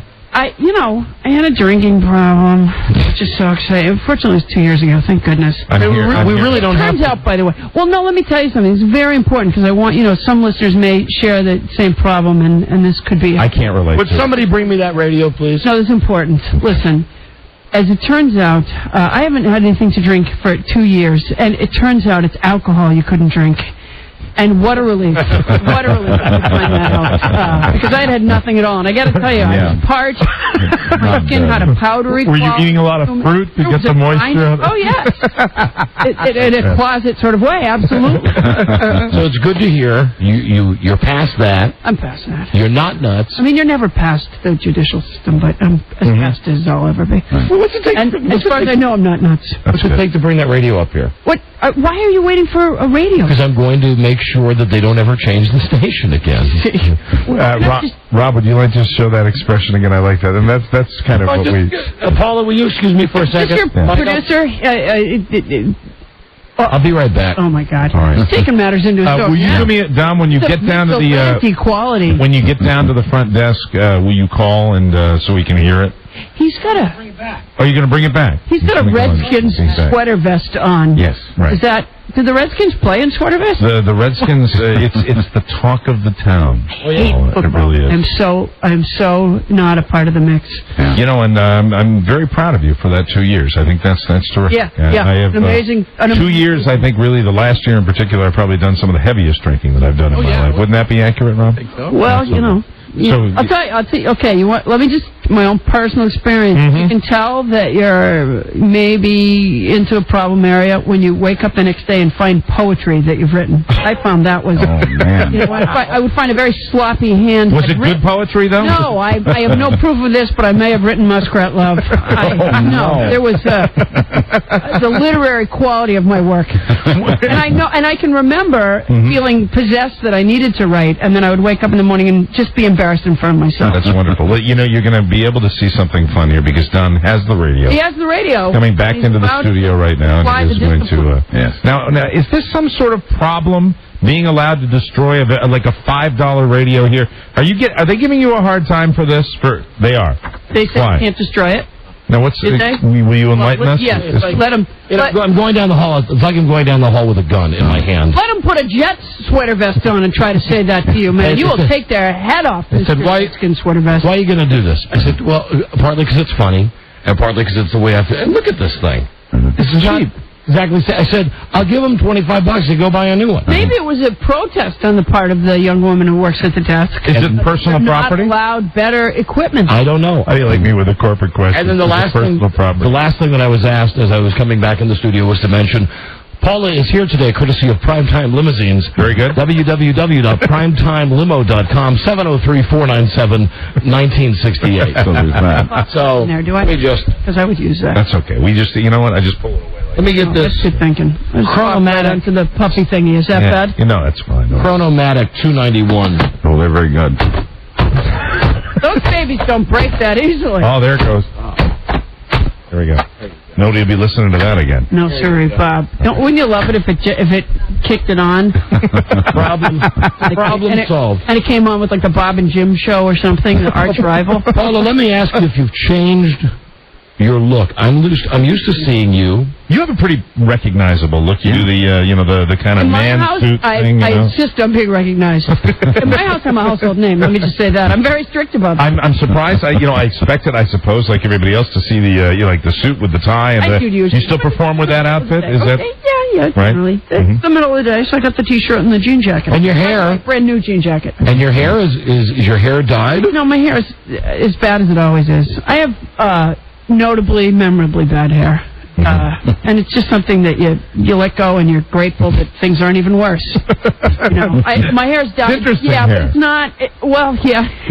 You got a lot going on there. I mean, I'll be honest with you, Paula, you got a lot of color in there. Well, you don't find people try to copy it. So there's a unique quality about it that you don't have to worry about the knockoff. Yeah, this is true. It's an interesting scheme. Color scheme. That's gone away. Very interesting. Yeah, it's got a kind of a green color to it that not even You've by been swimming a lot, or it's from. I assume that it's at its base it's gray. Right. Totally gray. I assume that it's. I assume it's totally gray. There is some gray in there. I haven't seen it in many, many years. But let's face it, nobody really knows. Like some people say, well, I went prematurely gray. I assume I went gray at the same rate as everybody else. It's just that no one that's going gray doesn't color their hair, and so we haven't actually seen a real 43-year-old head on a woman. I'm almost 45, and most women, I would say it's safe to say. This man colors his beard. I do. Wow. He does. That is devotion. Hey, Paula, do you think he's relevant? Very much so. You do? Thank you. What more do you need? That's it. Absolutely. What more do you need? I got to tell you something. If only I had a small radio, I would tune into him. I know you would. Well, it's gone now. I was offered the one at the front desk as a gift from the young woman who works there. So after you went You didn't even know who that was, by the way. See, I thought that was the interesting part. That's a new employee. I could that not. You walk by this person earlier today and say hello. Who are you? How are you? I could not have been sweeter to that person today. I got her name. I said, we haven't met before. I did a spelling of her name, because she had an interesting name, and I tried to spell it. I was wrong, and then I walked down the hallway. That was my greeting, but I completely it drives. I got a rule. Nuts, because they go through people here the way I go through underpants. I mean, why waste? I hold on to mine for years. I find the elastic goes out at about 8 years, but at 7 years you can cut it and tie it and still get another good year out of it. That's what I find. You make your jokes, Paula. I suffer from irritable bowel syndrome. And Kelsey Grammer's wife and I don't find humor in that. I didn't know. They change the people of the station all the time. So my philosophy is, why get to know them? Why not give them the 30-day shakeout? If they're still here after 30 30 days, if they haven't been fired, Then you're devoted. Then I introduce myself and I say hi. You know, a couple of really simple rules: never make direct eye contact with me. You know, if it's anybody except my wife on the phone, I'm never here. If Mike ever calls, I'm never here. It's no wonder you were thrown off the Redskins. And you don't know that. Are you supporting the Redskins, by the way? Is that? Yes, although I was thrown off the broadcast team. I heard that you were on the broadcast team for that. Yes, I was. Isn't that a joke? I heard that Britney Spears said that she was supporting the Jets, and then she got booed. Oh, really? And then she backpedaled and said she was happy for them all. She's so stupid.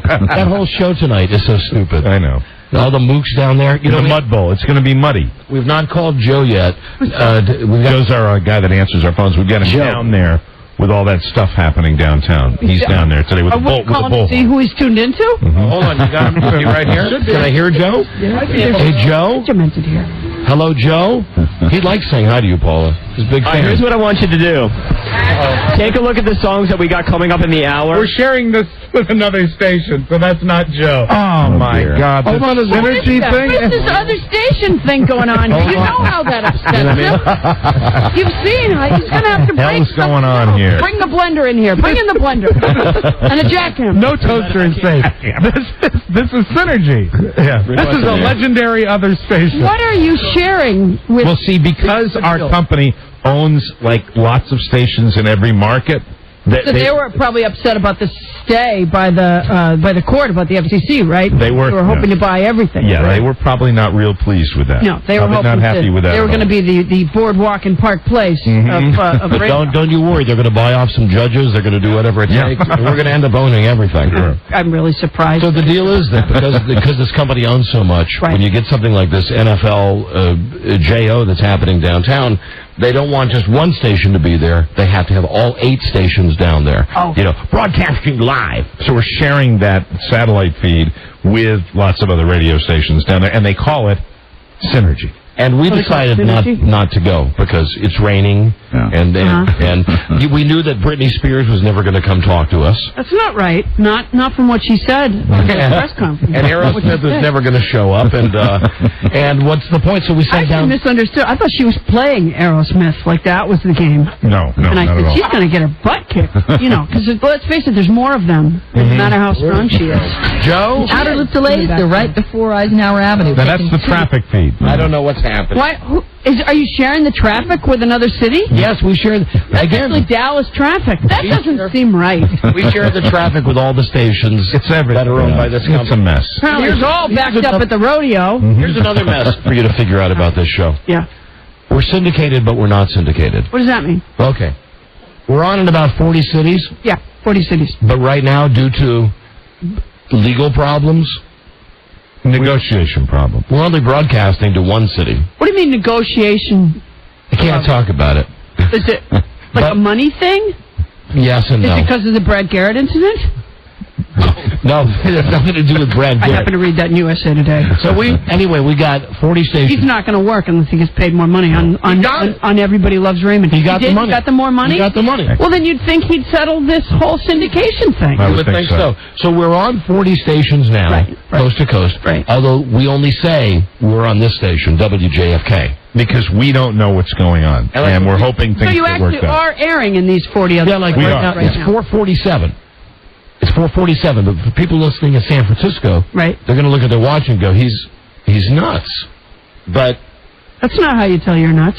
Okay. How do you tell you're Only nuts? insane people look at their watch to determine their psychological stability or that of anybody else. It's 4:47. It's 1:45 on my watch. There you go. You ever, you mentioned Everybody Loves Raymond. You ever run across Patricia Heaton? No, in fact, I've never even watched Everybody Loves Raymond, except for sometimes as I'm dozing off on the airplane without the headset. Because they put it on the airplane, I don't know why. I haven't watched primetime television since Radar left MASH. I only know of it because I happened to flip open the paper the other day. And if you had to pick, would you pick Letterman or Leno to watch? Oh, Letterman. See, now that's an IQ quiz. Yeah. We just gave you the instant IQ quiz because the people who watch Leno like the bright colors. But let me tell you something. I wouldn't, that's a real Sophie's choice, and I wouldn't want to be in that position. Yeah, I suppose for a comedian that's going to be booked on the shows, it's difficult to commit to that. But I mean, we're Letterman people. Who's the nicest showbiz person who's been the nicest to you in the last couple of years? I've had, you know what? A lot of the show business people are really, really, really nice. Some of them are jerks. Okay, all right. No, some of them are jerks, but no, in the main, I think, especially in the main, I think people are really nice. So who's the nicest? If you're making a lot of money and you're fulfilling, a dream, which people in the show business are, I am every day. How about you, Mike? I live my dream world. I really do. What about Bill Maher? I don't know. I mean, I know him to say hi, but that's you do. That. I had a great, I was in a restaurant one time years ago in New York, and it was kind of a star-studded night. Like people kept coming in that were, notable, people that I knew, and by the way, it was during one of my breaks in drinking. Let me just say this in my own. So you do remember it clearly. I remember it very clearly because it was during a period of time where I'd quit on my own, which, by the way, went sour a number of times. Mm-hmm. But on this particular stretch, it was memorable to me because I was equally wacky, I think, just sober as a judge. So this guy comes in, really good-looking actor. And I knew him. I knew things he had been in, but I never knew his name. And I asked the people at my table, and they couldn't remember either. We did that, thing, trying to figure it out. And I finally said, you know what, I'll go ask him. And my friends were just like, no, don't do that. Don't do that. And I don't know what possessed me, but I did. I decided to get up and go ask the guy. So I walk across the room, and it was a very visible sort of thing because people were sitting down eating. So unless you were a waiter, you weren't walking across the room. And no alcohol involved. No alcohol involved. I repeat, no alcohol involved. And I walk across the room, and I stand at the side of this guy's table. Now, clearly, I was waiting to talk to him, and he did this thing where he didn't turn around to talk to me. He knew I was there, and so now I'm in the middle of the room. My friend's staring at me, really embarrassed, and I kind of have to keep going. Right. Because, otherwise I'm going to look even stupider if that's possible.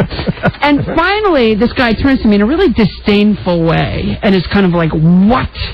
And the woman that he was, I introduced myself, and I just had foot and mouth disease, you know what I mean? I said, look, my friends and I we recognized you, and you were really great. I saw you in Sense and Sensibility, and you were just great, and none of us can think of your name, which just, the guy was mad. I think, unless he was just pretending. I don't know. Who was he? Teasing. All right, so here's the thing. So then I say, because I just told you I don't watch movies. Well, I have kids. I don't go out. I don't, unless it's one of the 101 Dalmatian films. I haven't seen it. Mm-hmm. So I said, the last film I saw was The English Patient.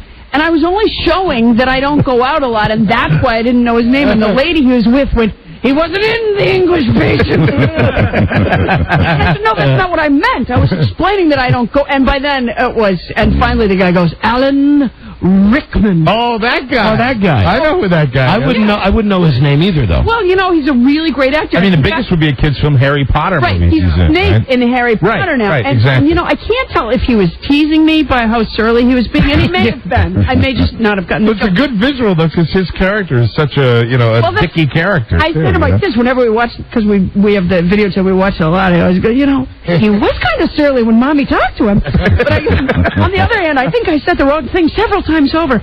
So then eventually I walked back to my seat, and I'm just thoroughly humiliated. And so I call over the maitre d' guy, and I go, look, I want to pay for the dinner of Alan Rickman's table. And the maitre d', swear to God, he's this sort of fawning guy that's very aware that there's stars in his restaurant. He's sort of excited, and he goes, he said, I go, yeah, I feel really bad. I think I offended one of your customers. He's like, oh, no. I said, yeah, I think I did. I'm sorry. And I said, but I'd like to pay, for their... So I handed my credit card, and I go, look, I just, take care of Alan Rickman's table. And he goes, who is Alan Rickman? And I said, look, don't say that to Alan Rickman, okay? But that's him over there, and he was in Sense and Sensibility. He's very good. He was in Die Harder with a Vengeance. Yeah. In fairness to me, I don't watch Die Harder with a Vengeance. You should. It's good. Have you ever met notable husband thief TV star Leah Remini? No, I don't. You ever watch the show King of Queens? No. What Good for King you. Of Queens? What the hell's that? Exactly. Good for you. I got to tell you, We've been on that show. Yes, very exciting. Very, very King exciting. Of Queens? We had speaking roles. That's how we got our SAG cards. Wow. No, we got our SAG cards because we were on Babylon 5. But, you know, the people who work on Babylon 5 had it turned to King of Queens on their television during the filming of Babylon 5. That's why they were... You're back to the radio again. That's good. Very good. Ousted. No, you know what? The other night, I drove my kids to Flagstaff, Arizona. It was a 9-hour drive, and we went because I was there working, and I thought it was beautiful. I made the mistake of telling them they could use the video thing in the car because it's a long drive, and it's not like when we were growing up where you could crawl all over the car. You know, they're stuck in those little car seats, so... I told them they could use a video thing. Meanwhile, so they saw nothing. They saw not one ponderosa pine, not one red rock, not one canyon made in thousands of years. Good parenting, I say, really. Excellent. No, I mean it. So we do the drive there. If only you could have given them some Benadryl or something. That's what Rob does. Rob does that with his baby all the time. And my wife. Well, you know, she probably appreciates it. I'd really ease up on the baby if I were you. But we went... And then it rained every day that we were there. In fact, it hailed one day, and I hadn't packed any warm clothing because it didn't occur to me that it would be that cold. And so one night, we stayed at the Days Inn in Flagstaff, and one night we went out to the parking lot. Let me just give you... Sat in the car. That's for staying at the Days Inn. There you go. Give them the plug. Yeah. It's a bonus. We had a good time at the Days Inn. We went out to the parking lot in the middle of a rainstorm, put in a movie that I had bought in a catalog, didn't know who starred in it, didn't know anything about it other than it was an old Disney film. Put it in. Gus, starring Ed Asner. Ed is a good friend of mine. I had no idea he was in Gus. In fact, I just in my hotel wrote him a letter to say, you know what? I said, you know, you're the only real star that came out of that film, I think. I said, you're the only one for whom Gus was actually a vehicle. Now, Gus was not the movie that had like a donkey that could kick field goals. The donkey playing football, yeah. Okay, see, I do know the movie. You know Gus. I know the football background. I didn't know Gus at all. I did, but I knew Alan Rickman. And very high tech, incidentally. Who is Alan Rickman? Ahead of his time. Paula, before you go, and your time is up here. Oh. Paula Poundstone at the Improv all this weekend. For information, call 202-296-7008. If you had gone in, let's say you walked through the doors of the Improv, and the lady there says, "Oh, we're so glad to have you. I'm such a big fan. I loved you on Larry Sanders," and then you go, "Excuse me, Janine Garofalo, you're fantastic." Now, wouldn't you? I can't tell you how often it happens. Okay, not usually the Janine Garofalo. I'm just using the generic. For me, it's Rosie. That's what happens to me all the time. I loved your VH1 show. Well, you know, I'm pleased and proud that I don't see it. But no, it happens. Do you really get Rosie a lot? Oh, I do. And actually, I have to say, she said a really funny thing about it, because I talked to her one time, and I said, man, I'm always getting people and they'll say, I saw you on the VH1 thing, and I'll go, I wasn't on it. And they go, yes, you were. And then they'll tell me a joke that I said, which isn't my joke. And I go, no. And I like to give credit where credit's due. I go, well, that's a very funny joke, but I think maybe Rosie O'Donnell did that joke. And she goes, oh, really? When they mix me up with you and they tell a joke, I say thanks. Maybe that's the smoother way to... And how is life going for you right now? I mean, you did go through a little slice of that tabloid hell, you know. Drinking beverages again, I got to tell you. I'm sucking down a diet soda right now. With really great. I'll tell you something about walking through the bowels of hell. And welcome to the bowels of hell. Everything seemed pretty comfortable afterwards. You get used to it, right? Yeah. Oh, yeah. No, now I'm happy as a clam on a daily basis, and it's not like anything's going that well. It's just that I'm no longer walking through the bowels of hell, you know. Well, I could take a hammer in the head at this point and go, you know what? We have one. We actually have one. And now that you've said hammer, you set off the alarm again, the MC Hammer alarm. Oh, here it goes. Click. Let me turn that off. I really am enjoying your cough button. There you go. Yeah, you got a little chest. You know what? It's from smoking. Not me. I don't smoke. It's from being in nightclubs. Ah. I don't know. Can they smoke indoors in D.C.? Yes, absolutely. Well, then why do you have that cone in the door out there with the ashtray? Oh, look, you can smoke in nightclub. You can smoke in certain restaurants. This is a smoke-free building. Smoke-free. Well, as you can tell by the drop ceiling. I'm not a big lover of... I'm not a person who feels that we need to go on living forever anyways. I mean, something's going to kill you. And really, I heard there's research being done so that perhaps within our lifetimes even... they will extend the life expectancy to people can go to like 120. And I'm like, you know what? Any scientist working on that should be shot now. Who wants to be around? Who wants to retire at 110 so you can enjoy your last 10 years? I mean, Absolutely. It doesn't sound good to me at all. So I don't. It's not. But in fact, I have noticed since working in environments where you couldn't smoke, and now being back in environments where they do smoke. I mean, like, literally big clouds of smoke over my head. Club, I just... So when you quit drinking, you didn't pick up the cigarettes or anything? Honestly, I tried. In rehab, I tried. Because in California, where I was in rehab, I was in a 30-day program for 180 days. Something I take great pride in. That's actually, 6 times. I was the valedictorian speaker. I did circle time with more people than most people even meet in a lifetime, sharing my deepest secrets. But because you can't smoke indoors in California, all the smokers had to go outside. Now, a lot of addicts are smokers, and therefore, the social life was really outside the building. Right. And so in order to fit in, I tried desperately to smoke, but I'm really pretty severely allergic, so instead I would brush my teeth. They'd all smoke, and I'd go upstairs and get my toothbrush and bring it down. And I brushed socially, and I got to tell you, my dental hygiene has so improved as a result, really, of my life falling into disaster. Where's my toothbrush? You know, I was ready to say, before you told that story, I was ready to give my assessment. You'd been here a half hour. You're not nuts. Yeah, but now I'm rethinking it. Yeah, the toothbrush outside at rehab is definitely not. I think good dental hygiene. Yeah. Well, that's nothing. Anyway. Nobody can slam me for that. It's been a pleasure to have you on the show. The lovely Rita Rudner. She couldn't be lovelier. She couldn't be more happening. And I enjoyed my time here on NPR. Thank you. Jenna Elfman, everybody. She's great. She'll be at the Improv. Now say something, Wolfman, you have not lost it. All right, Paula, thanks. You got to get out of here. All right. Paula Poundstone. Right. We talk about you now after you leave. There you go. Bye. Thank you. It was a pleasure meeting you. Thank you. Have fun at the Improv. Yeah, take the beverages. You recycle. Us? I just destroyed a radio in front of you, honey. We don't recycle. Yeah. Well, she's not nuts. No. Been through it. As she put it, the bowels of hell. Yeah. Didn't feel the need to press her on it because I just kind of asked her right up front. Are you nuts? She's obviously been asked a million times about it. So that's it. Paula Poundstone. I like interesting hair. I thought the hair would be darker. I always pictured her as why were you trying to put the radio back together after? You looked like you were trying to fix it. Like you destroyed it, and then in a weird way you were trying to put it back together again. You want to see what make it work. Yeah, the guy thing. Take the guts out, see how it works. Me not know how we come out of radio. Me not know technology. Look at this. It's wires and plastic and, and stuff that looks like it should be in a video game. I don't think anybody's going to be listening to that radio. This is good plastic. Good. So anyway, and I know a lot of you are calling about the sex quiz. That was Ixnade from the beginning. We knew that with the celebs that come in here have the prerogative to do that. So we always ask, and sometimes they say no. Well, anyway, that's Paula Poundstone. And notice that with all the other names, she brought up Rosie. I didn't bring up Ellen. I thought that's too obvious. So I'd say thank you, Ellen DeGenitals, for joining us.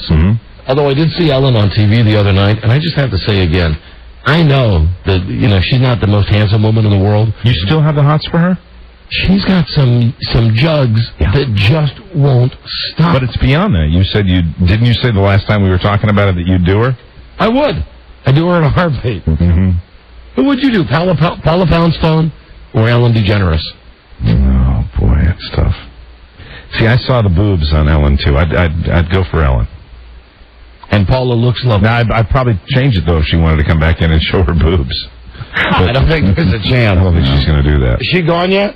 No, she left by the back door. She left by the back door? By Alan's office. Celebrity she most resembles. I wanted to write it down. Crispin Glover. I mean that only in the nicest possible way. Fine actor. In the nicest possible way. Rent the movie Willard this weekend, the remake. Without the hair. Yeah, if he slick down the hair. If you let his hair go, or if you slick down her hair, that's it. Anyway, that's Paula Poundstone. It's 5:02. Buzz says more rain tonight, low 62 for the game that we're going to in less than an hour from now, and sunny and 80 tomorrow. So now, Robbie, we don't have time for the Jerry today? Well, we got 2 segments left. Then it's all Buzz. It's all Buzz the rest of the way.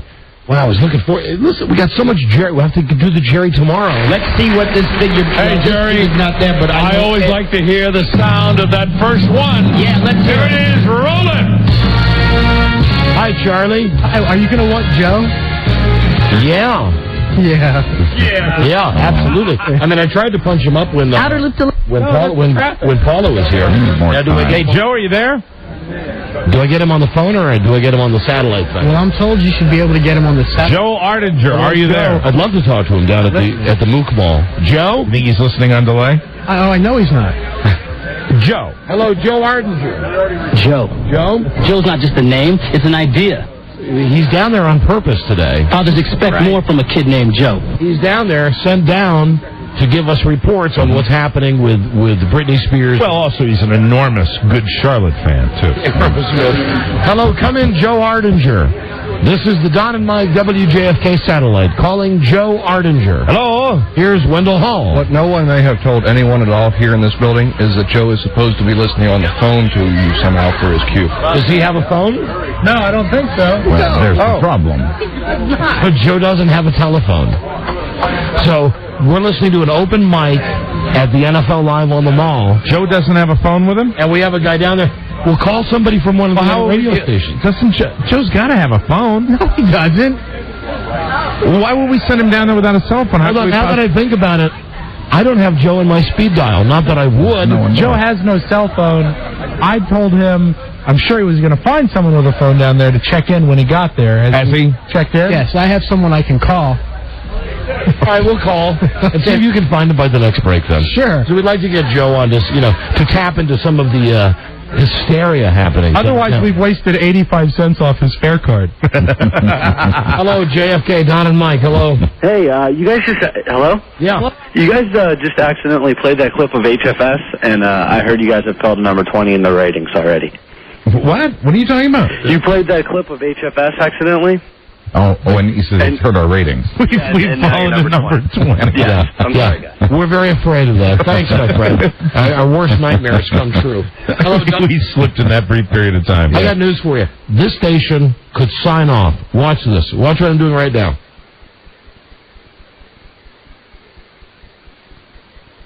We could do that from 3 to 7 p.m. and we'd still have a higher rating than WHF. Well, that's what his point was, you see, because we played that was his joke, by playing them. Oh, I get it. He was actually making a slam at WHFM. Oh, see, I read it the wrong way. See, he said he heard that clip and our ratings on the number 20. Just not significant, Mike. Relevant, Don. Relevant. Hello. Hello. Is there a lot of room between significant and relevant? Oh, yeah. Football fields. Hello. Hello. Yeah. Hey, Don, Mike. JFK, hello. Hi. Hey, did you, just a quick thing that I noticed about the telethon, when you started talking about that again. Yeah, hold on. Hold that thought. I'll come right back to you. Here he is now on the telephone, Joe Ardinger. Joe! Howdy. Joe, now, if I go to BTS2, Joe, can you hear us? Joe? Yes. Joe, are you near a microphone? No, I'm 100 yards away from the tent. Okay, go to the microphone, leave this phone line open, and we'll talk to you in a second. Hi, Charlie. I think he's on a payphone. He can't take the phone with him to listen. Oh. And where they're set up is in front of a bunch of speakers, so he's not going to be able to hear you. Oh, gotcha. And they took the bullhorn. Oh, well, then it's done. Hey, Joe? I couldn't be having a better time, guys. You should be here. Joe, I want you to scream, Britney's a whore. Britney's a whore and Vanilla Pepsi sucks ass. Hey, I've got some NFL trivia for you. Okay. Name 2 things that are 100 yards long. Okay, what, Joe? One's a football field. Yeah. And the other is the concession lines down here. Really? Not having a great time, Joe? Hey, Joe, why don't you... Mike, you would love it down here. Joe, really scream this. Say, anyone, Mr. Tagliabue touched me. Anyone! Mr. Tagliabue touched me! Bad touch. Bad touch! No, Daddy, no! All right, well, sorry we collectively wasted your time. Okay. Joe. Hey, Joe? Yeah. Great segment. Hey, Joe, how many... Joe? How many mooks are down there for this dumb party tonight? Right now, I'll tell you what, there are more cops down here than people.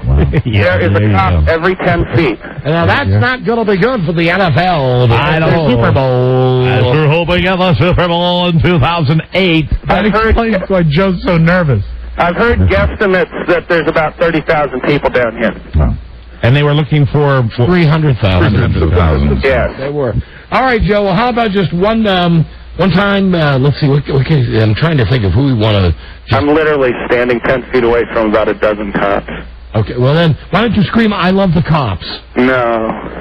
They're not really in a good mood today. Oh, okay. All right, well, see you, Joe. I'm in a good mood, though. How about legalize hemp? Wanna get high? Wanna get high? Bye, Joe. Bye-bye. Bye-bye. There he is. Poon out. There he is, Stinky Poon out, live at the big festivities. Very good. That's Joe. What a freaking mess that was. Joe.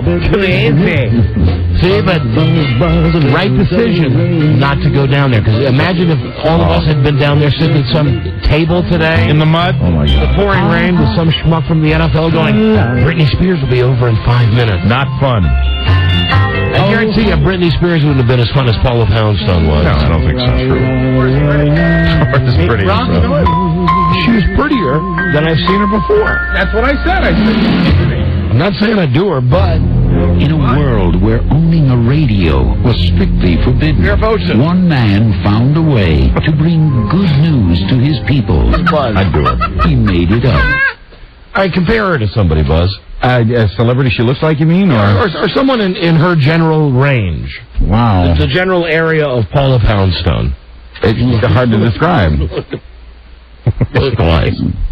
Just, long dark hair. I can't think of anybody. She's very unique. She had kind of like coffee cake hair.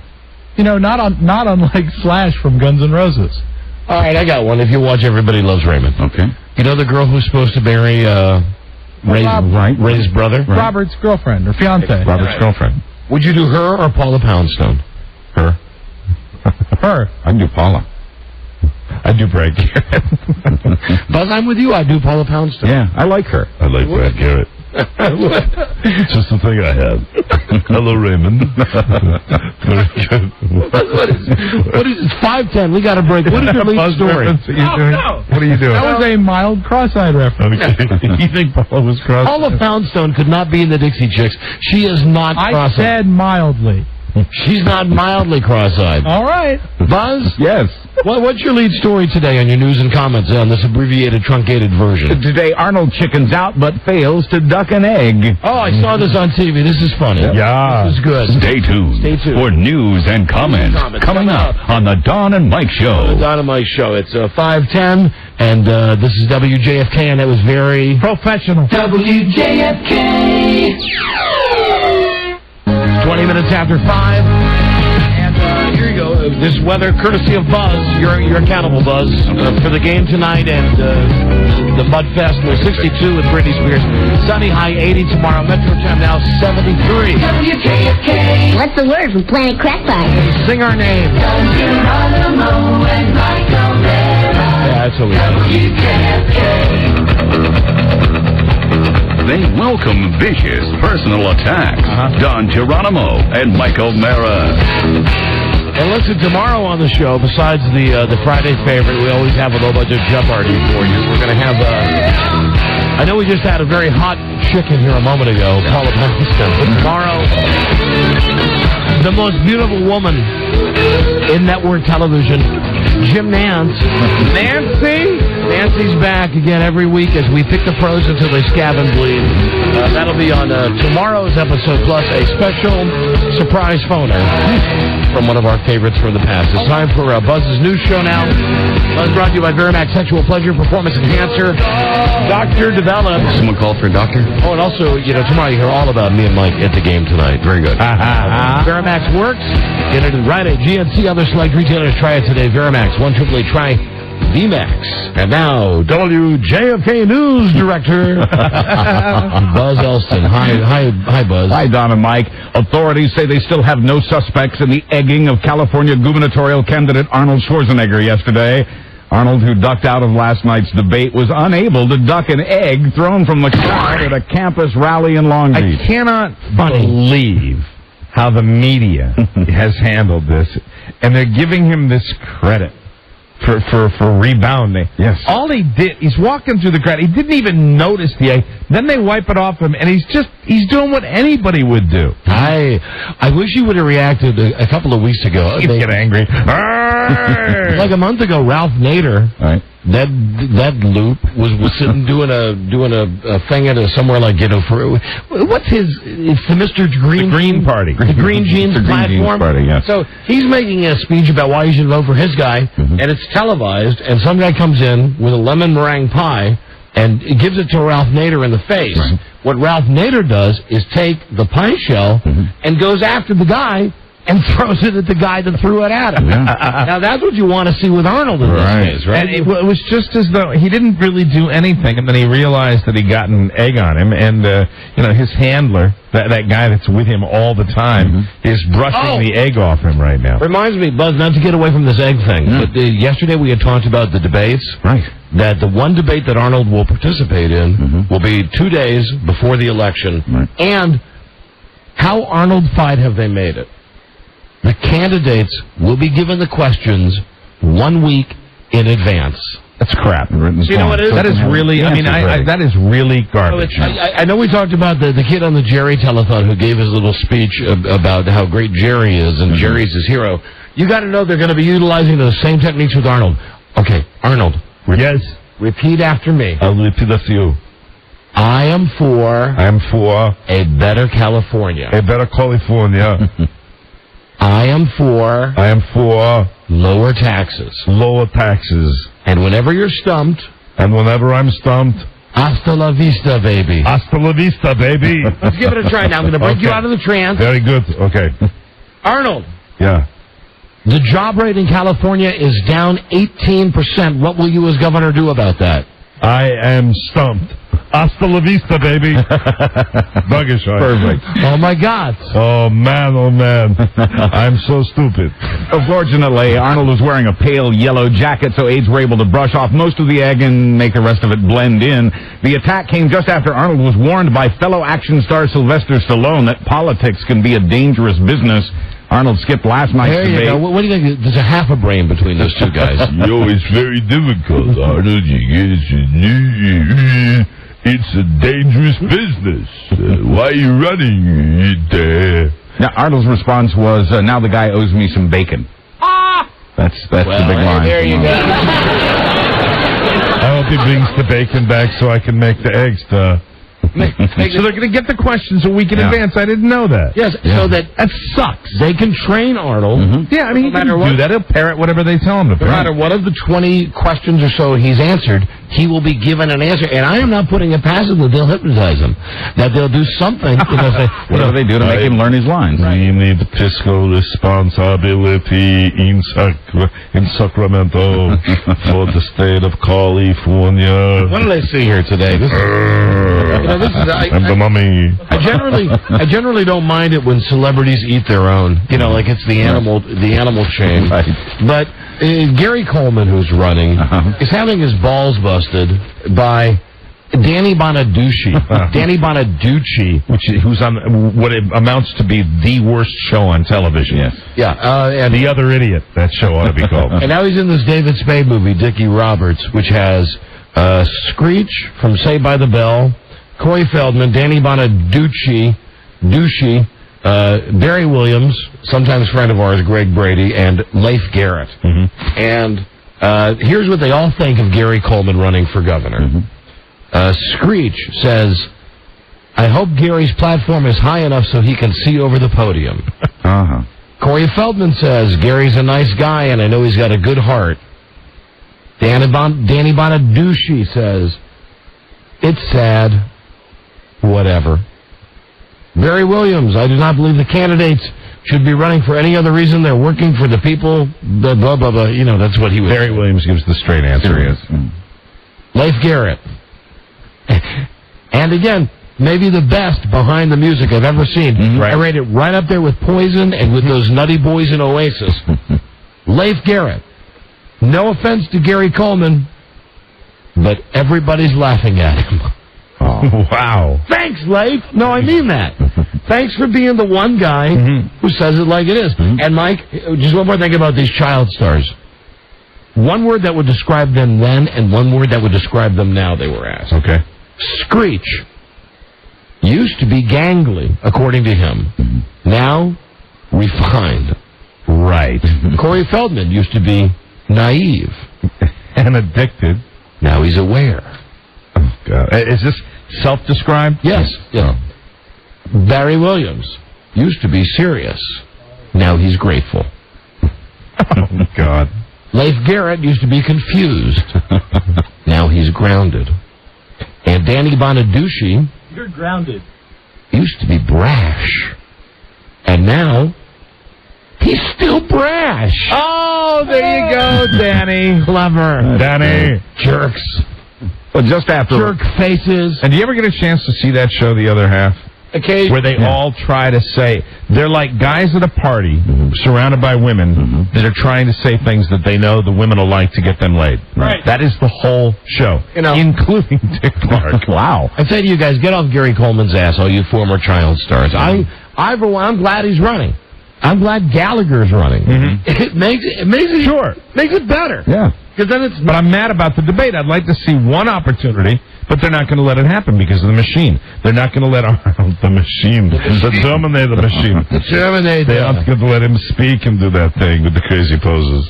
Wouldn't it be great, though? Like I was saying, when we get to the game tonight, if I just said I got to take a leak and I left and you were there, what if they gave Arnold the 20 questions in advance and his advisors and handlers, and then the day of, they changed all the questions? Oh, it would be fantastic. That would be better than leaving you at the stadium parking lot. That would be absolutely awesome. That would be so fantastic. And I'm not sure I like you revisiting this again. I was just trying to draw a parallel. So you get the cab company out at the stadium. Yeah, wouldn't be too hard calling. Yeah, hi, I'd like a cab. I'm at FedEx Field. I know. Don't worry. You're with me. All right. You're with me. You're You wouldn't do that to me. I would not do that to you. And what's the pool again? I mean, I forgot when you're leaving. I say 2 minutes left in the first half. I say beginning of the third quarter. End of the third quarter. See, now I could win if I selected the time, but you can't select the time. It's your eligible decision to play. Yeah, I don't know. I play it by ear. We'll see how they're doing. Play it by ear. If God forbid you need a cab, you'll be easy to find because you're wearing a burgundy shirt. You know what? I didn't even think of that when I put my clothing on today. I didn't even think about the fact that this is the Redskins colors. Sure you did. I don't know, maybe subconsciously. Subconsciously. There you go. But you want to please Daniel Snyder. Yes, hello, Danny boy. Hey, Dan. Still hate those patches. Crawl into my pocket. Still hate those patches. Just after a report that said CD sales have dropped dramatically, the world's biggest recording company announced it's cutting prices. Sales are down by a third, and now Universal Music Group says it'll cut the suggested retail price on most of its CDs by $6 down to $12.98. The new prices go into effect by October 1st, but we'll see how Tower Records feels about that. Its wholesale prices are only being cut by $3, which means music stores will have to eat the rest of the price cut or refuse to go along with it. Surveys show most folks have stopped buying CDs because they are so expensive, but file sharing has hurt sales too, and chains like Tower have been hurt by stores like Best Buy, which can afford to sell CDs for less. I got an interesting discussion with my kid the other day down in college because it was a discussion about some song that he wanted me to hear, and he said, I'll download it and send it to you. Right. And I'm trying to explain to him the concept of 8 tracks. Right. And I said, you're not going to get this, but it was like a big cassette. And you would big tape cartridge. You put it in your car, and you drive along, and if there was a song that you liked on an album, you had to listen to every other song that came before it. And he couldn't grasp the concept. He said, Dad, why didn't you just go right to the song? I said, because you couldn't, and because I didn't have it in front of me, I couldn't tell him. And anyway, Buzz, you mentioned that the price of CDs is high. Is high, but going down? Down, yeah. Here is a CD that you're going to find on sale throughout the metro area. Oh, good. Which has been climbing the charts since it debuted on our show a few weeks ago. Well, this is a delight for me. How are you, Donald? I am doing fine, Mr. Are you Cook. Donald or Domingo? I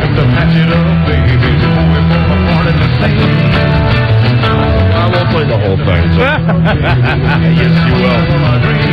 You will. Whenever you say that, you play the whole thing. We got to go. Just tonight when you're watching the game, they got the patches, GSS. Right. Nice tribute to your dad, Danny, but what did he have to do with the team?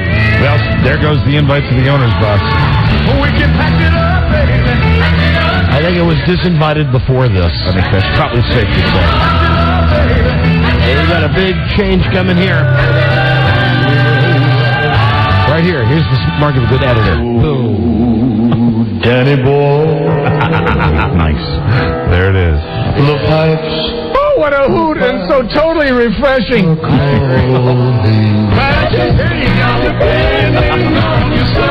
I can't play the album version for you today. We just have to play the single version. There you go. Turn it off, please. Can you turn it off? Click, click, click. There you go. Sorry. Buzz? My 8-track memory is that some songs would actually fade out in the middle and then continue on the next track after it went ka-chunk. Yes, that's good chunk. I do remember that. Yeah. Well, CDs may be about to go the way of vinyl, 8-tracks, and cassettes. Digital music is the thing now. A new report says CD sales will drop by another 1/3 in the next 5 years as more people buy and share digitized music in the form of MP3s and WMAs. The report says the weapons of mass destruction? No, Windows Media Audio. I think that WMDs. No. WMA. Yes. Oh, I'm behind the curve here. The report says the TV and movie industry should pay attention to this trend. It says the future of entertainment delivery is instantaneous, digital, and on demand. What about NWA? Oh, yes. Well, I don't know. Hey, attitude. I don't know. The report says Blockbuster can expect video rentals to drop more than 1/3 by 2007, and that Walmart can expect a similar drop in video sales. It says in the future, people won't buy entertainment, they'll connect to it. You know how Buzz, we got a break, but you know how we often rail on the local weatherman. I've been making a point of mentioning the weather supplied by Buzz. Right, giving me more rain tonight, low 62, Metro Temp 73, WJFK. You look outside right now, Mike? Sunshine. Unbelievable. It's beautiful. Buzz, you're as bad as the rest of them. Well, I got it from the rest of them. Well, then you got to just start supplying your own. You want me to go back to making it up? Yeah. All right. Make it up. All right. Then my real forecast. Like it matters. We'll be back. I mean, like it matters because you could make it up better than they could really, I have just as good a chance. Try to give it the weather forecast. Yeah, in a word, snow. 5:34. WJFK. We'll be right back. WJFK. And whether you're going to the game or the big F thing downtown, here's extended traffic now. What's down? Michael! What? Summer's over. Jacqueline Vargas just called and said it's time to focus on the task at hand. Doing a great radio show? No. Getting people to call 1-866-SINGULAR. Then she can focus on you. Easy enough. Don. Singular Wireless has great calling plans, i.e. Family Talk, that allows you to add a line to your existing calling plan for just $9.99 per line per month. What? Do you think the fact that IE is in there should be in a commercial? I don't believe it should, but I didn't write it. Your entire family can share one pool of minutes, one bill, one easy plan, and enough lines for the whole family. I don't know about you, but IE until I'm funny. I'm IE until I'm full. I'm going to give myself a new DJ name. What? IE Poundstone. Make sure you tell them Don and Mike sent you. Restrictions apply. See any Singular Wireless store for details. WJFK. Gosh, I hate to interrupt. It's all been so incredibly fascinating and entertaining and instructive. Really, the time has just flown by. All right, who do you like? Where do you like them? The leading cause of obesity in America. Hello? The Don and Mike Show. Almost game time. We hear that it's a CF at the game. That the deal is, all of the lots that used to be for purple and gold and red have been moved back, and that big blue church that used to be a cash parking lot, that's now an orange season ticket holders lot, and they don't have the Cap Center anymore. So the people who used to park at the Cap Center now have to park in an office park. Right. And the office park, it was supposed to open at 4. they neglected to take into account the fact that the offices would have full parking lots due to the fact that at offices, people are still working. Now, I think some of the spinners that they told the people in the offices leave early today, but, I don't know. Yeah. We're leaving at 6, and hopefully we'll be there before it's time for Rob to introduce the teams tonight. I sure hope so. Right? Good luck. 5:45 now. On WJFK. And back to Buzz. Hi, Don and Mike. Britney Spears says she will never kiss another woman unless that woman is Madonna. She's talking about the long, open-mouth kiss she shared with Madonna at the MTV Awards last week. Britney says she'd never kissed a woman before and would not do it again unless it was with Madonna. She says she still leads a very clean life. Quoting her, "I don't go home and have orgies or anything like that." Have what? Orgies. Orgies and do we have tape rolling on that? We do. Have I started drinking yet? Britney also says she watches a lot of reality shows on TV. Hold on, here it is. Here's the playback. Here, Buzz. You don't go home and have orgies or anything like that. Orgies or. It's like the name of your new breakfast cereal. Yes. Buzz Burbank's Orgies. And I saw the kiss, and there were hot flames of tongue. Yes. Between. I didn't see any tongue. Oh, there's one angle where you see just the mouth wide open. And it's just. I see the mouth open, but I thought it was. No, you see, and it's Madonna's tongue who's a probing tongue. Yeah, Madonna is the aggressor. Yeah. Britney is simply the sacrifice. So Madonna's tongue goes clean down to her lower. Clean down. She says, this tastes like Guy Ritchie. This tastes like Sean Penn. Britney also says... This tastes like Rosie O'Donnell. Hi, Rosie.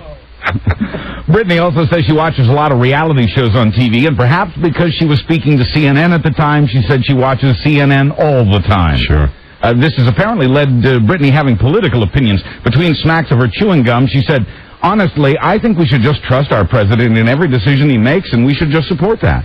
And, honey, you should just take your clothes off and get your picture taken, and let's get this singing thing out of the way once and for all. Come on, what's wrong, honey? There you go. Come on, baby. Here's how Hollywood thinks. Spider-Man. Come on, baby. Take it off, baby. Come on, honey. Come on, honey. No one going down there tonight to that big F party wants to hear you dance. They want to see those boobs. Come to the game with us, honey. Take those clothes off, honey. In sports, for the second straight year... Buzz, you had a story. What was your story? Well, I don't want to make us run long. 1 minute, go ahead. Okay, here's how Hollywood thinks. Spider-Man, successful movie, young star, so Hollywood thinks the next Batman movie should also have a young star. Forget Keaton, Clooney, and Kilmer. Among the guys being considered, Billy Crudup from Almost Famous and Joshua Jackson from Dawson's Creek. Why not just get Danny Bonaducci? He's too old. It'd be an updated... Yeah, but he's brash. Still, it'd be an updated version of Batman, we're told. The director's Chris Nolan, who did Insomnia and Memento. Honey. Warner Brothers is also working on other Batman projects, including Batman Beyond, in which Bruce Wayne's about to retire and pass the job to someone younger. Brittany, come here. Daddy wants you. Daddy, no. Daddy, no. Come here, Brittany. No, honey. Come sit with Daddy. Batman Year One is also in the works, along with Superman versus Batman. Halle Berry will star in a Catwoman movie. Okay. Hey, Halle, come here. Daddy's here. Come on, honey. In sports, second straight year, NFL kicks off its regular season on a Thursday as the Washington Redskins host the New York Jets at FedEx Field. Patrick Ramsey and Vinny Testaverde start at QB for their respective teams. Kickoff 9 p.m. You'll hear it moments from now on WJFK. More rain tonight, low around 62. Tomorrow, sunny and 80. Right now at 76. And finally... And sunny outside, Buzz. Yes. Absolutely. You're right, Don. Absolutely sunny. It's me outside. Not sunny. Hey, sunny. Not raining. Hello. Sunny fading away. Finally, in Caddo Valley, Arkansas, a man's been arrested for indecent exposure. He's charged with showing too much in a Taco Bell restaurant. But he wasn't naked. He was wearing a cut-off T-shirt and a Speedo-type swimsuit. Police took photos for the court case. They say he was inappropriately dressed. I just want to say I'm sorry I didn't know. Yeah, that's the way you dress. I'm Buzz Burbank on the Don and Mike Show. We got you, Buzz. No, Robbie, hold on. Where's the... You want the out of time? Yeah, excuse me. Oh, no, you know what? Excuse me. Because we're not ending the show now. You got all that sorry we're out of time junk later? Yeah. Hey, come on, honey. We got to go to the game. I know. Rob, I bit your head off. It happened. So put one in the bank. It's fair. Put one in the bank. Okay. So we're not really signing off now. Although, we are signing off. I thought we were through. I was told out by 50. Who are you? Oh, you know what? We are. Because on the network that we're allegedly still on, they're going to be running tape. Stay tuned for an outstanding entertainment program. Yeah. You don't have to on WJFK. Right. Because the Redskins are coming up next. That's right. But for the other stations that are still kind of running this show, you know, it would really be helpful. I know all these guys from Infinity are in town. Hey, do me and Mike a favor. Just decide one way or the other. Tell us what you want us to do. Come on, honey. You know, do it at the game tonight. God damn it, honey. Based on the coin toss. So for everybody listening on WJFK, yeah, we are. We'll see you tomorrow. Cars loaded, got the beer. Yeah. Got the directions. See you tomorrow with a new episode. Good day to you, sir. Good day to you, sir. Good day to you, sir. Okay. Honey. Darling. Baby. PM. Eaters. Till we meet again, this is Sammy Davis Jr. saying, be kind, be nice, and I hope the next performer has the pleasure of having as nice an audience as you've been tonight. And let me leave you swinging.